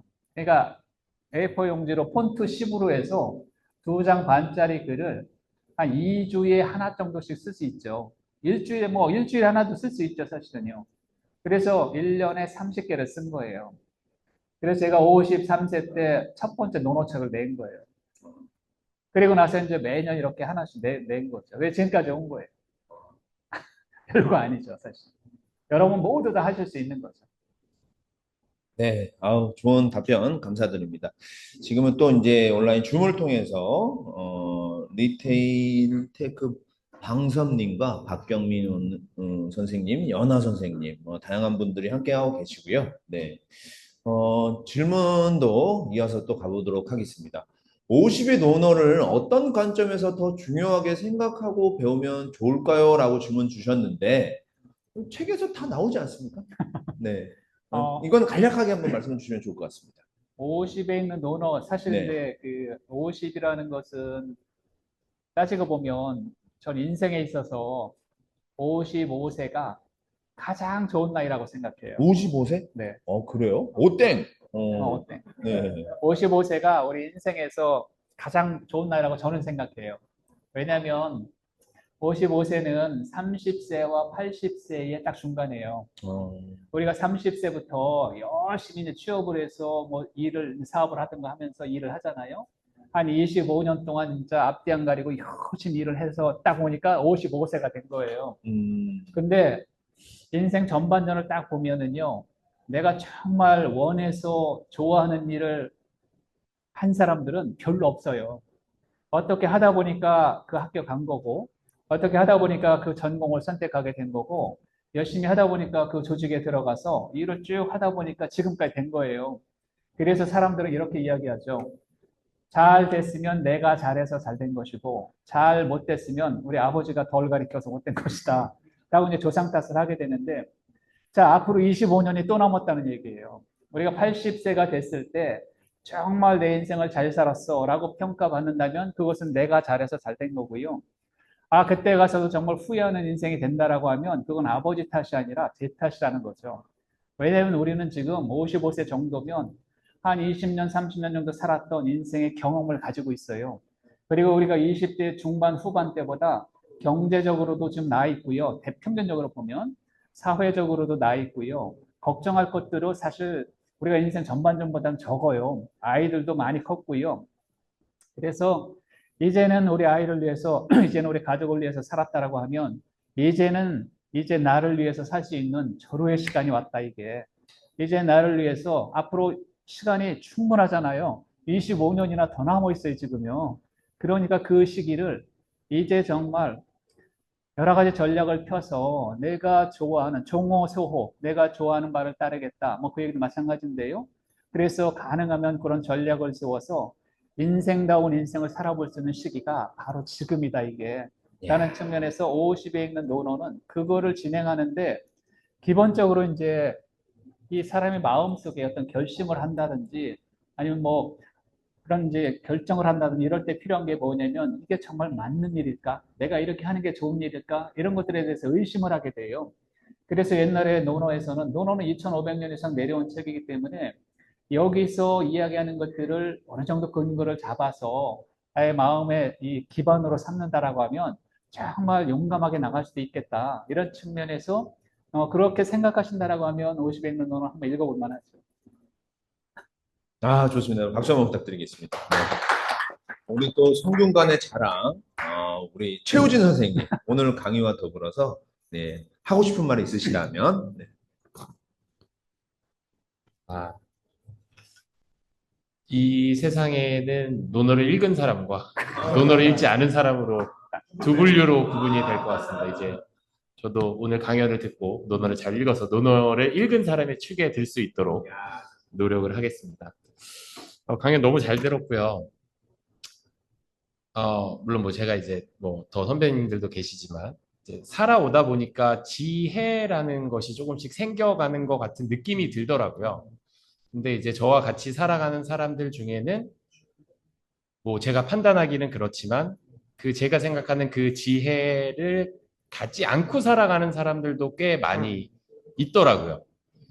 뭐 이런 사람들하고 그냥 나 헤어지고 나 이 사람 안 보고 그냥 나는 나대로 살래 이러면 좋겠지만 또 제가 같이 사랑하고 제가 함께 가고 싶은 사람들에서 그런 모습을 볼 때 조금 안타까움을 많이 느끼게 되더라고요. 그래서 그런 사람들에게 이런 논어가 이 책을 주고 읽어라라고 하면 당연히 좋긴 하겠지만 어떤 그런 좀 더 지혜롭고 슬기롭게 그런 사람들과 함께 이렇게 지혜로운 삶을 같이 살아갈 수 있는 그런 방법이 좀 있을까요? 그게 좀 고민이 되더라고요. 좋은 질문이십니다. 결론적으로 말씀드리면 뭐 방법은 전 뭐 잘 모르겠고요. 이제 저 같으면은 그냥 그래서 아마 공자가 얘기한 오늘 나온 얘기도 마찬가지일 텐데 세 문구잖아요. 맨 마지막 문구죠, 사실은요. 인부지불언 불력분자호. 그 사람들이 나를 인정해 주든 인정해 주지 않든 내가 가는 길이 맞다라고 하면 나의 목표가 명확하고 분명하다라고 하면 이 사람이 인정해 주지 않아도 상관없죠, 사실은요. 이건 이 사람의 문제고 내 문제가 아니잖아요. 나는 그냥 나의 길을 가면 나중에는 결국은 이 사람들도 눈이 있으면 볼 거고 귀가 있으면 들을 거잖아요. 그래서 너무 신경 쓰지 말고 이 신경 쓰는 것보다 더 중요한 것은 이제 인생의 후반전은 내가 살고 싶은 삶을 사는 게 너무 좋겠다. 내가 가고 싶은 길을 가는 게 너무 좋겠다. 이렇게 생각을 해요. 그러면 지금요.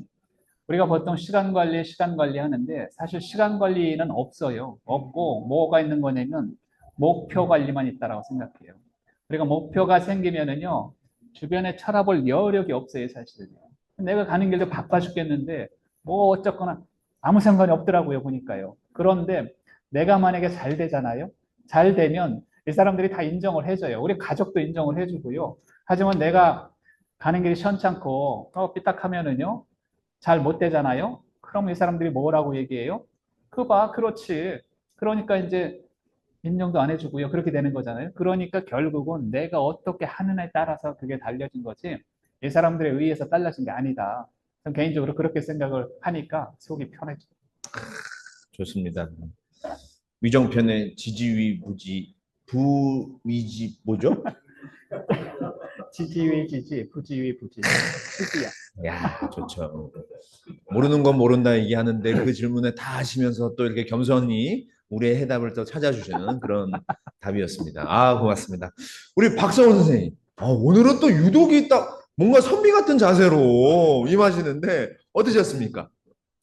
네, 너무 좋은 강의 잘 들었고요. 오늘 좀 많이 배운 것 같아요. 제가 회사에서 중간 매니저로 지금 있는데, 아직 그런 많은 것들을 보게 되더라고요. 갈등들을 많이 보게 되는 중간 매니저로서. 그러니까 뭐 직원들과의 갈등, 뭐 제가 갈등이 있다라는 건 아니지만, 윗사람들과 부서 간의 갈등, 뭐 여러 가지 갈등들이 있는데, 오늘 이렇게 그 사인을 해주시면서 저한테 딱, 네 글자로 딱 정의를 해주셨는데, 그게 군자불기라는, 그거를 이제 너무 좋은 뜻이라고 한번 찾아봤는데, 그 뜻이 군자는 고정된 그릇이 아니다라는 뜻이거든요. 그러니까 굉장히 이제 플렉서블한, 유연한 그런 마음가짐을 가지고서 이제 그런 갈등들을 이제 풀어갈 수 있는 그런 좀 지혜가 생기지 않을까라는 생각이 좀 많이 들었습니다. 네, 그리고 저 좀 질문 하나 하고 싶은 게 좀 무거운 질문이긴 한데, 이게 이제 그 유학이라는 것 자체가 이제 조선시대 때 유교로 이제 발전돼서 이제 나왔잖아요. 근데 나중에 이제 조선시대 때 이제 그런 부분들이 좀 왜곡된 부분으로서 나와서 좀 나중에는 이제 그 결과적으로는 좋지가 않은 상황이 지금까지도 제가 봤을 땐 발생되고 있다고 생각이 들고 있거든요. 그래서 그런 부분들을 저희가 어떤 부분들을 이런 논어를 통해 가지고 어느 부분들을 좀 경계를 하면서 좀 지내야 되는지 좀 그런 부분이 좀 알고 싶습니다. 네, 훌륭한 질문 하셨습니다. 칭찬받는 질문 좋아. 여기 커피 한 잔 더 추가. 원래 이제 지금 조선의 그 유학은 약간 변질된 유학이다라고 심하게 말씀드리면 그렇게 그래요? 말씀드릴 수 있어요. 오. 왜냐면 이제 공자의 유학은 이제 지금 선진 유학이다 그래서 이 한나라 이전에, 그러니까 기원전 100년 이전, 그러니까 정확히 말씀드리면 기원전 500년, 400년, 2500년, 2400년 전 이야기예요. 이 공자의 논어를 펴낼 때는요. 그런데 그게 이제 한나라, 그 다음에 수당 지나고요. 그 다음에 이제 송나라까지 오는데, 송나라에서 이게 약간 이제 이런 게 있어요. 중국에 이제 송나라가 오는데 송나라 전에 당나라가 있었어요. 이 당나라 때 인도에서 불교가 들어와요, 중국에. 불교가 들어오니까 이놈의 당나라가 전부 다 불교 나라가 되는 거야, 이게. 그러니까 이제 그리고 나서 당나라 망하고 송나라가 들어왔는데, 송나라의 지식인들이 생각할 때, 아니, 중국도 굉장히 좋은 유학이 있는데, 왜 이게 해외에서 들어온 이 불교가 이렇게 극성을 부릴까, 이게. 라는 그런 또 문제점을 발견하고, 딱 보니까 문제점을 해결할 때 이렇게 된 거예요. 유학이라는 게, 이 논거가 좀 불안하다, 이게. 불교는요, 논리정연해야 돼, 저게. 전 불교에 대해 잘은 모르지만, 그 이론이 굉장히 논리정연해서 그 이론을 이길 사람이 없다는 거예요. 하지만 이 유교 유학은 안 그런 거예요. 그러다 보니까 이제 주희 아시죠? 주자. AD 1150년에요. 주자가 이제 정의 형제 나타나서 특히 주자가 이제 이 성리학을 만든 거예요. 성리학이라는 건 주자학인데, 주자학을 만들면서 이 유학에다가 논리를 강하게 넣었어요. 불교의 영향을 받은 거지. 그래서 주기설, 주리설 이런 거 많이 들어보셨죠? 이제 그렇게 들어가면 골치 아픈 거 이게 이제. 그런데 어쨌거나 그런 이론을 딱 넣고 사설을 만들고 논어준용대학 사서 삼경을 만들어 갖고 탄탄하게 이제 주자학을 만드는 거예요. 우리가 보통 학 그러면은요, 뭔가 자기 생각이 들어있겠어요? 안 들어있겠어요? 이론이니까 주자의 생각이 송나라의 생각이 많이 들어있는 거예요. 그래서 주자학을 딱 세팅을 해보니까 논리적으로 딱 맞아요. 하늘도 얘기하고 뭐도 얘기하고. 이러다 보니까 이게 고려 말에 주자학이 이제 고려로 들어온 거예요. 들어오고 나서 아까 말씀하신 것처럼 이 신진 사대부들이 이제 정도전을 비롯해서 이성계 비롯해서 조선을 창건할 때 성리학의 나라가 된 거예요. 성리학이 기초가 된 거예요. 그게 이제 1200년, 1100년, 1200년에 중국 송나라 때 만든 거라 이 조선 너무 1392년이니까 한 200년 차이 나잖아요. 그 이제 고려 말에 들어와서 이제 그 사대부들이 공부를 해갖고 성리학의 나라를 딱 만드니까 지금 중국에서는 주작보다는 사실은 중국보다 훨씬 더 체계화된 게 조선이라고 그러더라고요. 조선은 유학의 나라가 아니라 성리학의 나라예요. 그래서 되게 굉장히 까탈스럽게 만들어 놓은 거예요. 남녀 칠세 부동석 이런 거예요. 남자, 여성은 그러니까 사람도 이렇게 층을 만들어 놨잖아요. 그러니까 여성들이 얼마나 힘들었어요, 사실 조선시대 때. 바깥에 못 나가고 그러면서 이제 그렇게 세팅을 해놨는데 그거를 이제 공자를 물론 이제 공자의 생각도 어느 정도 들어있지요. 들어있는데 그거보다는 주자의 생각이에요. 성리학에 성리학을 공부를 저는 많이 하진 않았는데 성리학을 보면 끝도 없이 또 이거 들어가 이 이론이. 그게 조선의 율곡이, 태계이황 이런 분들은 이제 성리학 가지고 또 싸우신 거잖아요. 나는 주기설이다, 난 주리설이다, 막 이러면서 나중에 이제 조선 후기 때 다산 정약용 선생 나와서 논어 고금주 쓰면서 이제 조금 이렇게 개선이 되긴 했지만 이제 그러니까 그런 어패들이 효를 강조를 하고요, 뭐 충을 강조하고요, 연령은 세우고요. 이게 다 어찌 보면 그러니까 요즘 얘기 정부죠. 정부에서 다 권장을 하고 그거를 잘 시키면은 그 관료들이 승진을 하고 막 이렇게 세팅이 되니까 막 뭐 필요 없는 건데도 막 그렇게 그러죠. 그러니까 욕을 많이 먹는 거죠, 사실은요. 이래서 이게 성리학과 원초 그 옛날에 2500년 전에 공자가 이야기했던 논어와 너무 다르다. 전 그렇게 생각해요. 그러면 성균관에서도 성리학을 바탕이 됐겠네요. 유교보다는. 이제 성경과 같은 경우는 조선에서 예. 학교에서는 이제 특히 성리학이 바탕이 되죠. 그래서 예. 거기서 이야기하는 게 사서삼경이잖아요. 예. 사서삼경을 가지고 요즘도 마찬가지인데 사서를 가지고 시험 문제를 내요. 그러면 선비들이 그 공부해야 돼, 안 해요? 100% 해야 돼요. 그렇죠. 그게 사실은 논어가 이렇게 있는데 논어보다 더 중요하게 생각했던 게 뭐냐면 주자가 논어를 해석한 논어 집주라는 책이 있어요. 논어 집주. 집주. 집주는 뭐냐면 논어가 이렇게 있잖아요. 이거를 주자의 생각을 가지고 해석을 한 거예요. 어허. 이게 주자학이야. 야, 우리 큰일 났네. 우리 이제 논어 얘기하면 안 되겠다. 그런데 이제 제가 오늘 이렇게 말씀드린 거는 주자를 이야기한 거는 아니에요. 이거는 그냥 요즘에 읽어보니까 네. 이렇게도 한번 이 해석하면 좋겠다. 오. 현대적으로 본 거고 실제 지금 이 논어를 이제 공부하신다는 분들이 저도 유튜브 이런 데 많이 보면 뭐를 가장 많이 논어를 푸냐면 논어 집주를 푸는 거예요. 논어 집주를 그게 언제 나온 거예요? 조선 1150년에 나온 거예요. 논어 집주가 주자가. 그것도 이제 송나라 때 중국에서 나온 거잖아요. 그러니까 그 당시에는 그게 맞았지. 기가 막히게 맞았지. 그리고 자기가 논리를 넣은 거니까 그렇게 가면 좋겠지. 근데 이게 지금 벌써 1000년도 넘었는데 지금 논어를 공부할 때 이 파기시습지 불용요로를 주자는 이렇게 풀었어요. 이렇게 푸른 거를 지금 우리한테 공부를 시키면 이게 맞냐고. 안 맞죠. 하지만 이제 기본적으로 연구하는 사람들은 이걸 공부를 해야 돼. 연구자들은. 저는 연구자는 아니잖아요. 그래서 이제 몇몇 그 교수분들이나 연구하시는 분들은 뭐 주자학도 공부하고 뭐 다산 정약 다 공부를 해야 돼요, 그 사람들은. 그래서 문구 하나, 글자 하나가 어떻게 변경되는 거에 대해서 중요하게 생각을 하죠, 그분들은. 하지만 이제 저 같은 약간 사이비들은 그런 거 크게 신경 안 쓰죠. 왜냐면 그 이야기에서 내가 배울 게 뭐냐.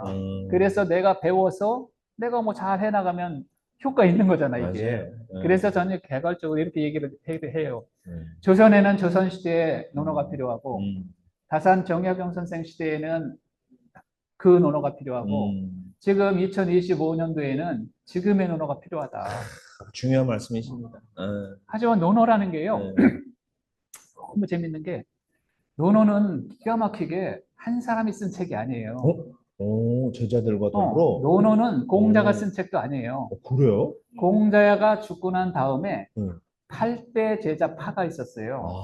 8대 제자파 수장들이 모여서 이야.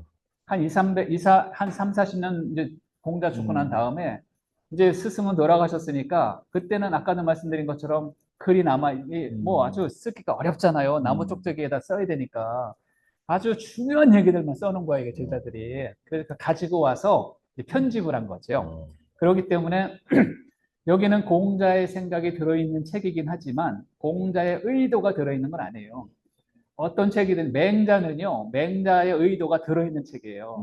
그 다음에 중용도 공자의 제자였던 자사의 의도가 들어있는 책이에요. 이게.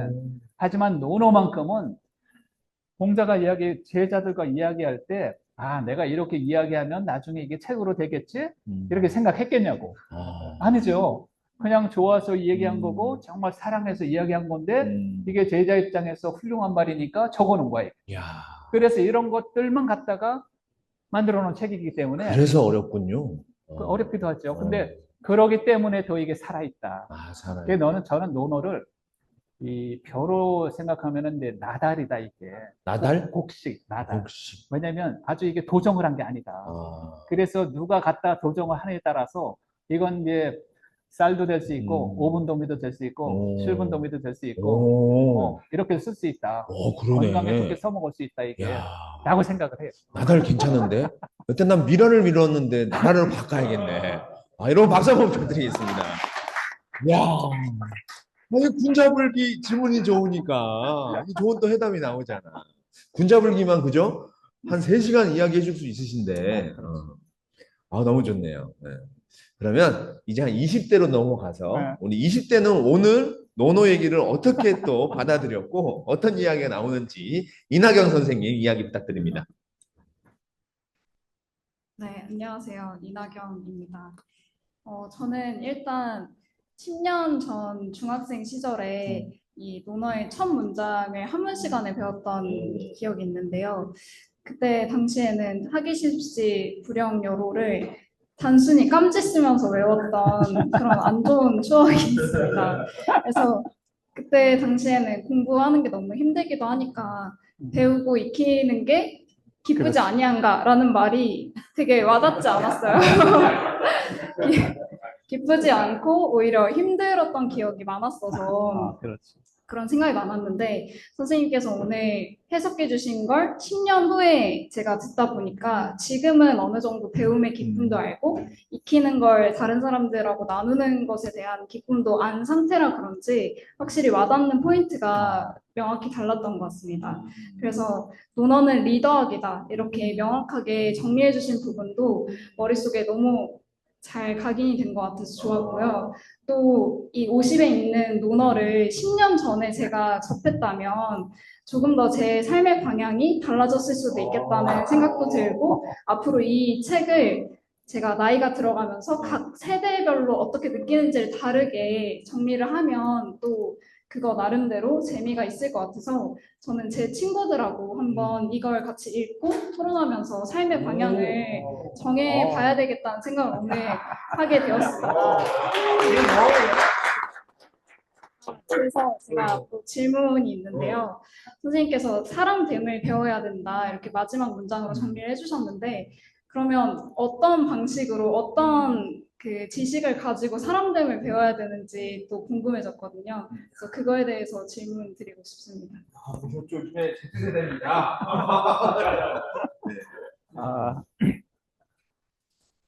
사실 사람 대음을 배우는 것은 어떤 목표를 가지고서 물론 해도 되긴 될 것 같긴 하지만 어느 정도 시간이 지난 다음에 이제 20대 이런 거죠. 내가 30이 돼서 20대를 보면 자기를 반성할 수가 있잖아요. 그다음에 40이 돼서 30대를 보면 뭔가 이게 코치도 해줄 수 있고 그렇듯이 좀 지나가야 내가 잘 살았는지 잘 못 살았는지 평가가 일단은 되는 것 같고요.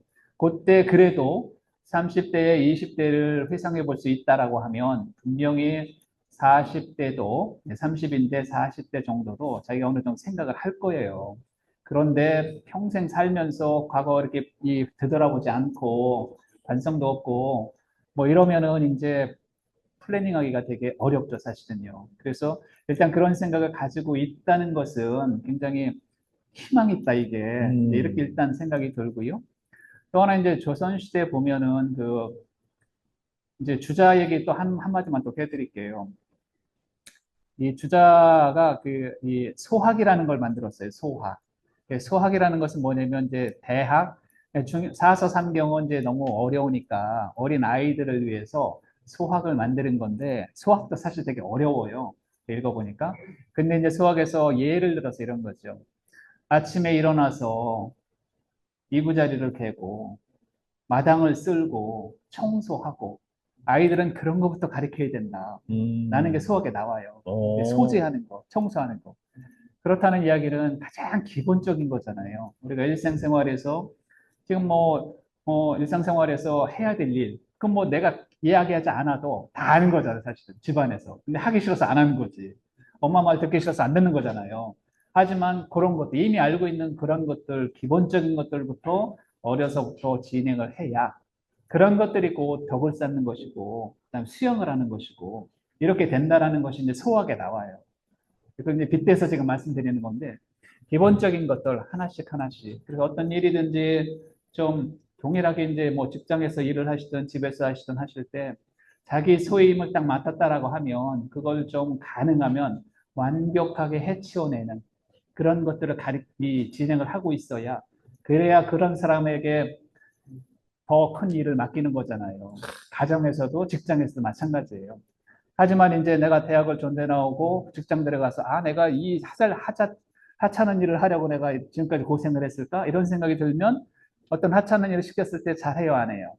안 하지요.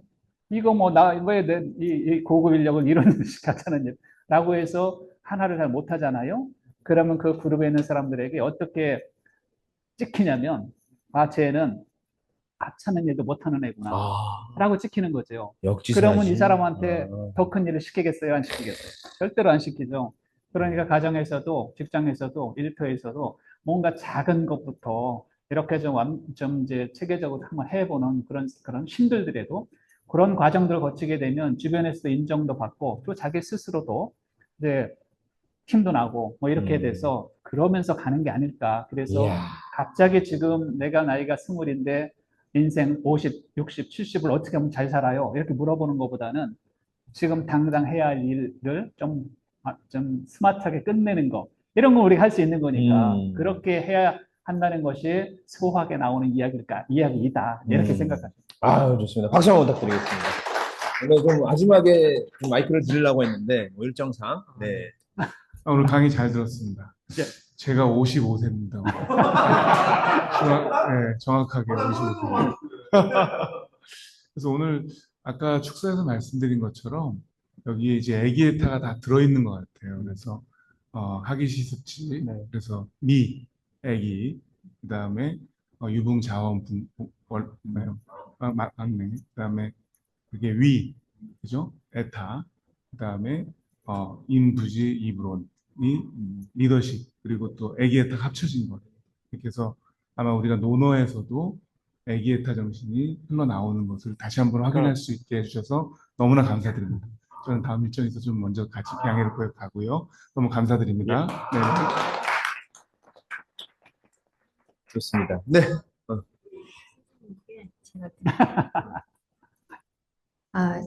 저는 제 주특기는요, 이 사회에 빛이 돼주실 리더분들을 발굴하는 게 제 달란트예요. 근데 오늘 이 제목을 갖고 강의하신다고 그래서 매우 설레였는데 이제 다 공감을 했으니까요. 제가 선생님께 드리는 거는 지금은 이제 AI가 모든 걸 하잖아요. 우리가 할 일이 없는데 제가 이 책을 보면서 시대에 맞게 이 책이 나왔다고 생각을 하는 거예요. 우리 한국 사람들은 성질이 급하잖아요. 근데 무슨 다른 일이 생기면 화부터 내고 대화를 해요. 들어보고 화를 내도 늦지 않은데. 그래서 저는 들어보고 화내라 이렇게 하거든요. 근데 선생님께서는 아까 전자공학을 하셨는데 학습 능력과 실천 능력을 잘 갖고 계시는 것 같아요. 그래서 논어와 노자와 같이 콜라보를 함께 해서 책을 매년 쓰신다고 그랬잖아요. 그래서 새로운 제목으로 책을 쓰셔서 다시 우리 LBT 강의에 토론에 나오셔서 뵐 수 있기를 소망합니다. 감사합니다. 이어서 우리 손희수 선생님 간단하게 부끄러워 괜찮아. 저의 항상 좀 단점이랄까? 강의 듣고 이런 거 굉장히 좋아하고 약간 저한테 이렇게 공부를 계속해라. 이게 저를 보면서 딱 그런 생각이 드셨다는 게 정말 대단하세요. 예, 열심히 쫓아다니면서 듣는데, 그러니까 이제 이렇게 앉아서 얘기하는 거는 그런데 이렇게 남 앞에서 이렇게 많은 사람 앞에서 이렇게 말한다는 게 굉장히 떨리고 막 생각이 안 나요. 네, 다 예. 그래요. 다 예? 그래요. 다 아닌데 그래요. 다들 너무 질문도 잘하시고 대답도 좋고 하셔가지고 저는 강의를 듣는 것도 좋지만 이 Q&A를 거의 안 빠지고 어느 모임이나 갈 때 끝까지 있는 이유가 강의를 듣고 나서 이렇게 Q&A를 듣잖아요. 그러면 이 강의 들었던 거가 더 요약이 되는 느낌이 들어서 네. 오늘도 여러 가지 제가 생각하지 못했던 부분들을 질문해 주시고 거기에 선생님이 답을 하시면 책이나 이런 강의 내용이 없는 것들을 하시잖아요.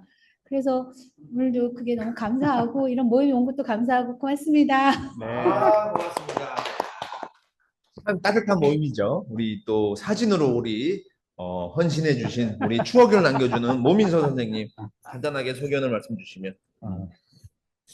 네, 저는 저희 아버님께서 나이가 좀 있는데 논어를 되게 좋아하시고 되게 좋은 책이라고 저 어릴 때부터 사실 많이 말씀하시고 논어 관련된 책이 워낙 많잖아요. 그렇죠. 그 책도 집에 많고 그리고 이 책도 사실 아버님께서 있으시고 그러셨거든요.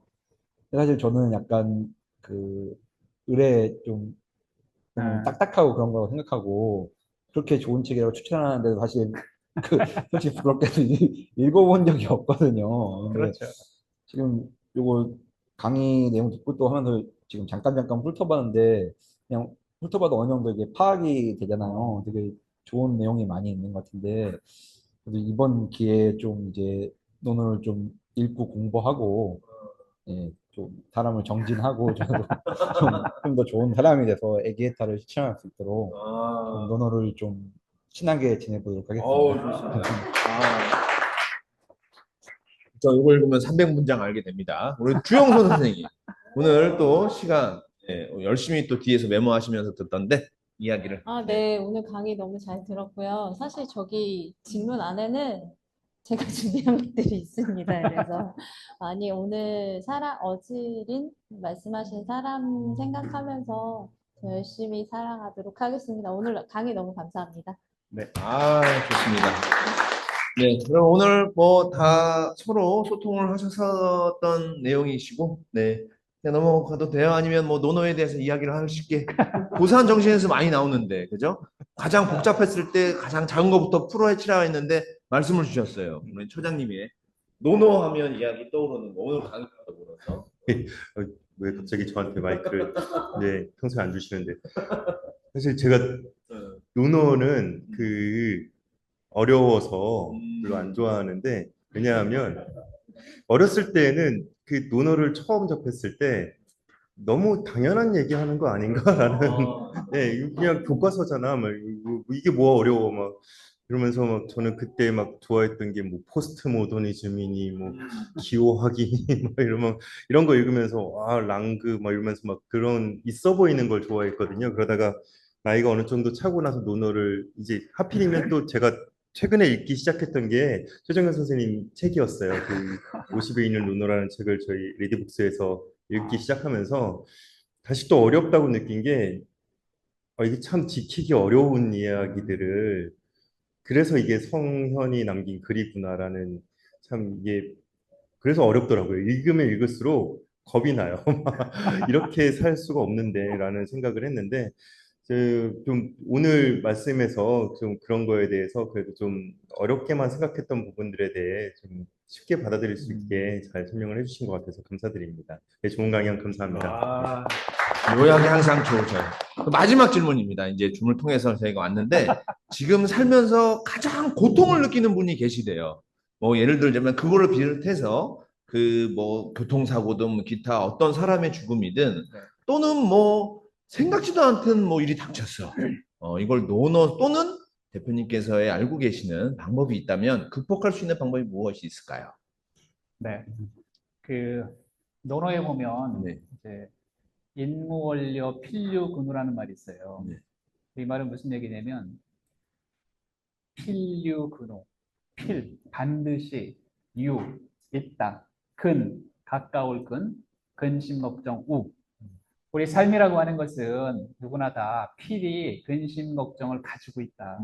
말씀하신 것처럼 정말 극복하기 어려운 근심도 있을 수 있고, 아니 뭐 소소한 근심도 있을 수 있잖아요. 그런데 이것을 극복해내기 위해서 공자가 제시한 게 있어요. 그게 뭐냐면 인무원료라는 말인데, 사람이 멀리를 생각하지 않으면 늘 가까이에 근심 걱정 속에 살아야 된다라는 말이에요. 그래서 이제 근심 걱정을 가지고 있다라고 하면 그 대책 중에 하나로서 조금 쉽지 않겠지만 조금 멀리 봐라. 지금 만약에 다쳤어, 병원에 있어, 그럼 지금 굉장히 힘들죠. 하지만 1년 후, 2년 후, 5년 후 완전히 건강해졌을 때의 모습을 상상을 하고요. 그런 것을 생각을 해서 그러면 지금 힘든 상황을 조금 더 버텨낼 수 있다. 지금 매우 가난해. 돈이 없어. 하지만 1년 후에도 그럴 것인가? 5년 후에도 그럴 것인가? 그렇지 않죠. 내가 좀 희망을 갖고 목표를 갖고서 열심히 일하기 시작하면 지금은 힘들지만 5년 후에는 다른 사람들처럼 10년 후에는 성공에 있을 수 있는 거잖아요.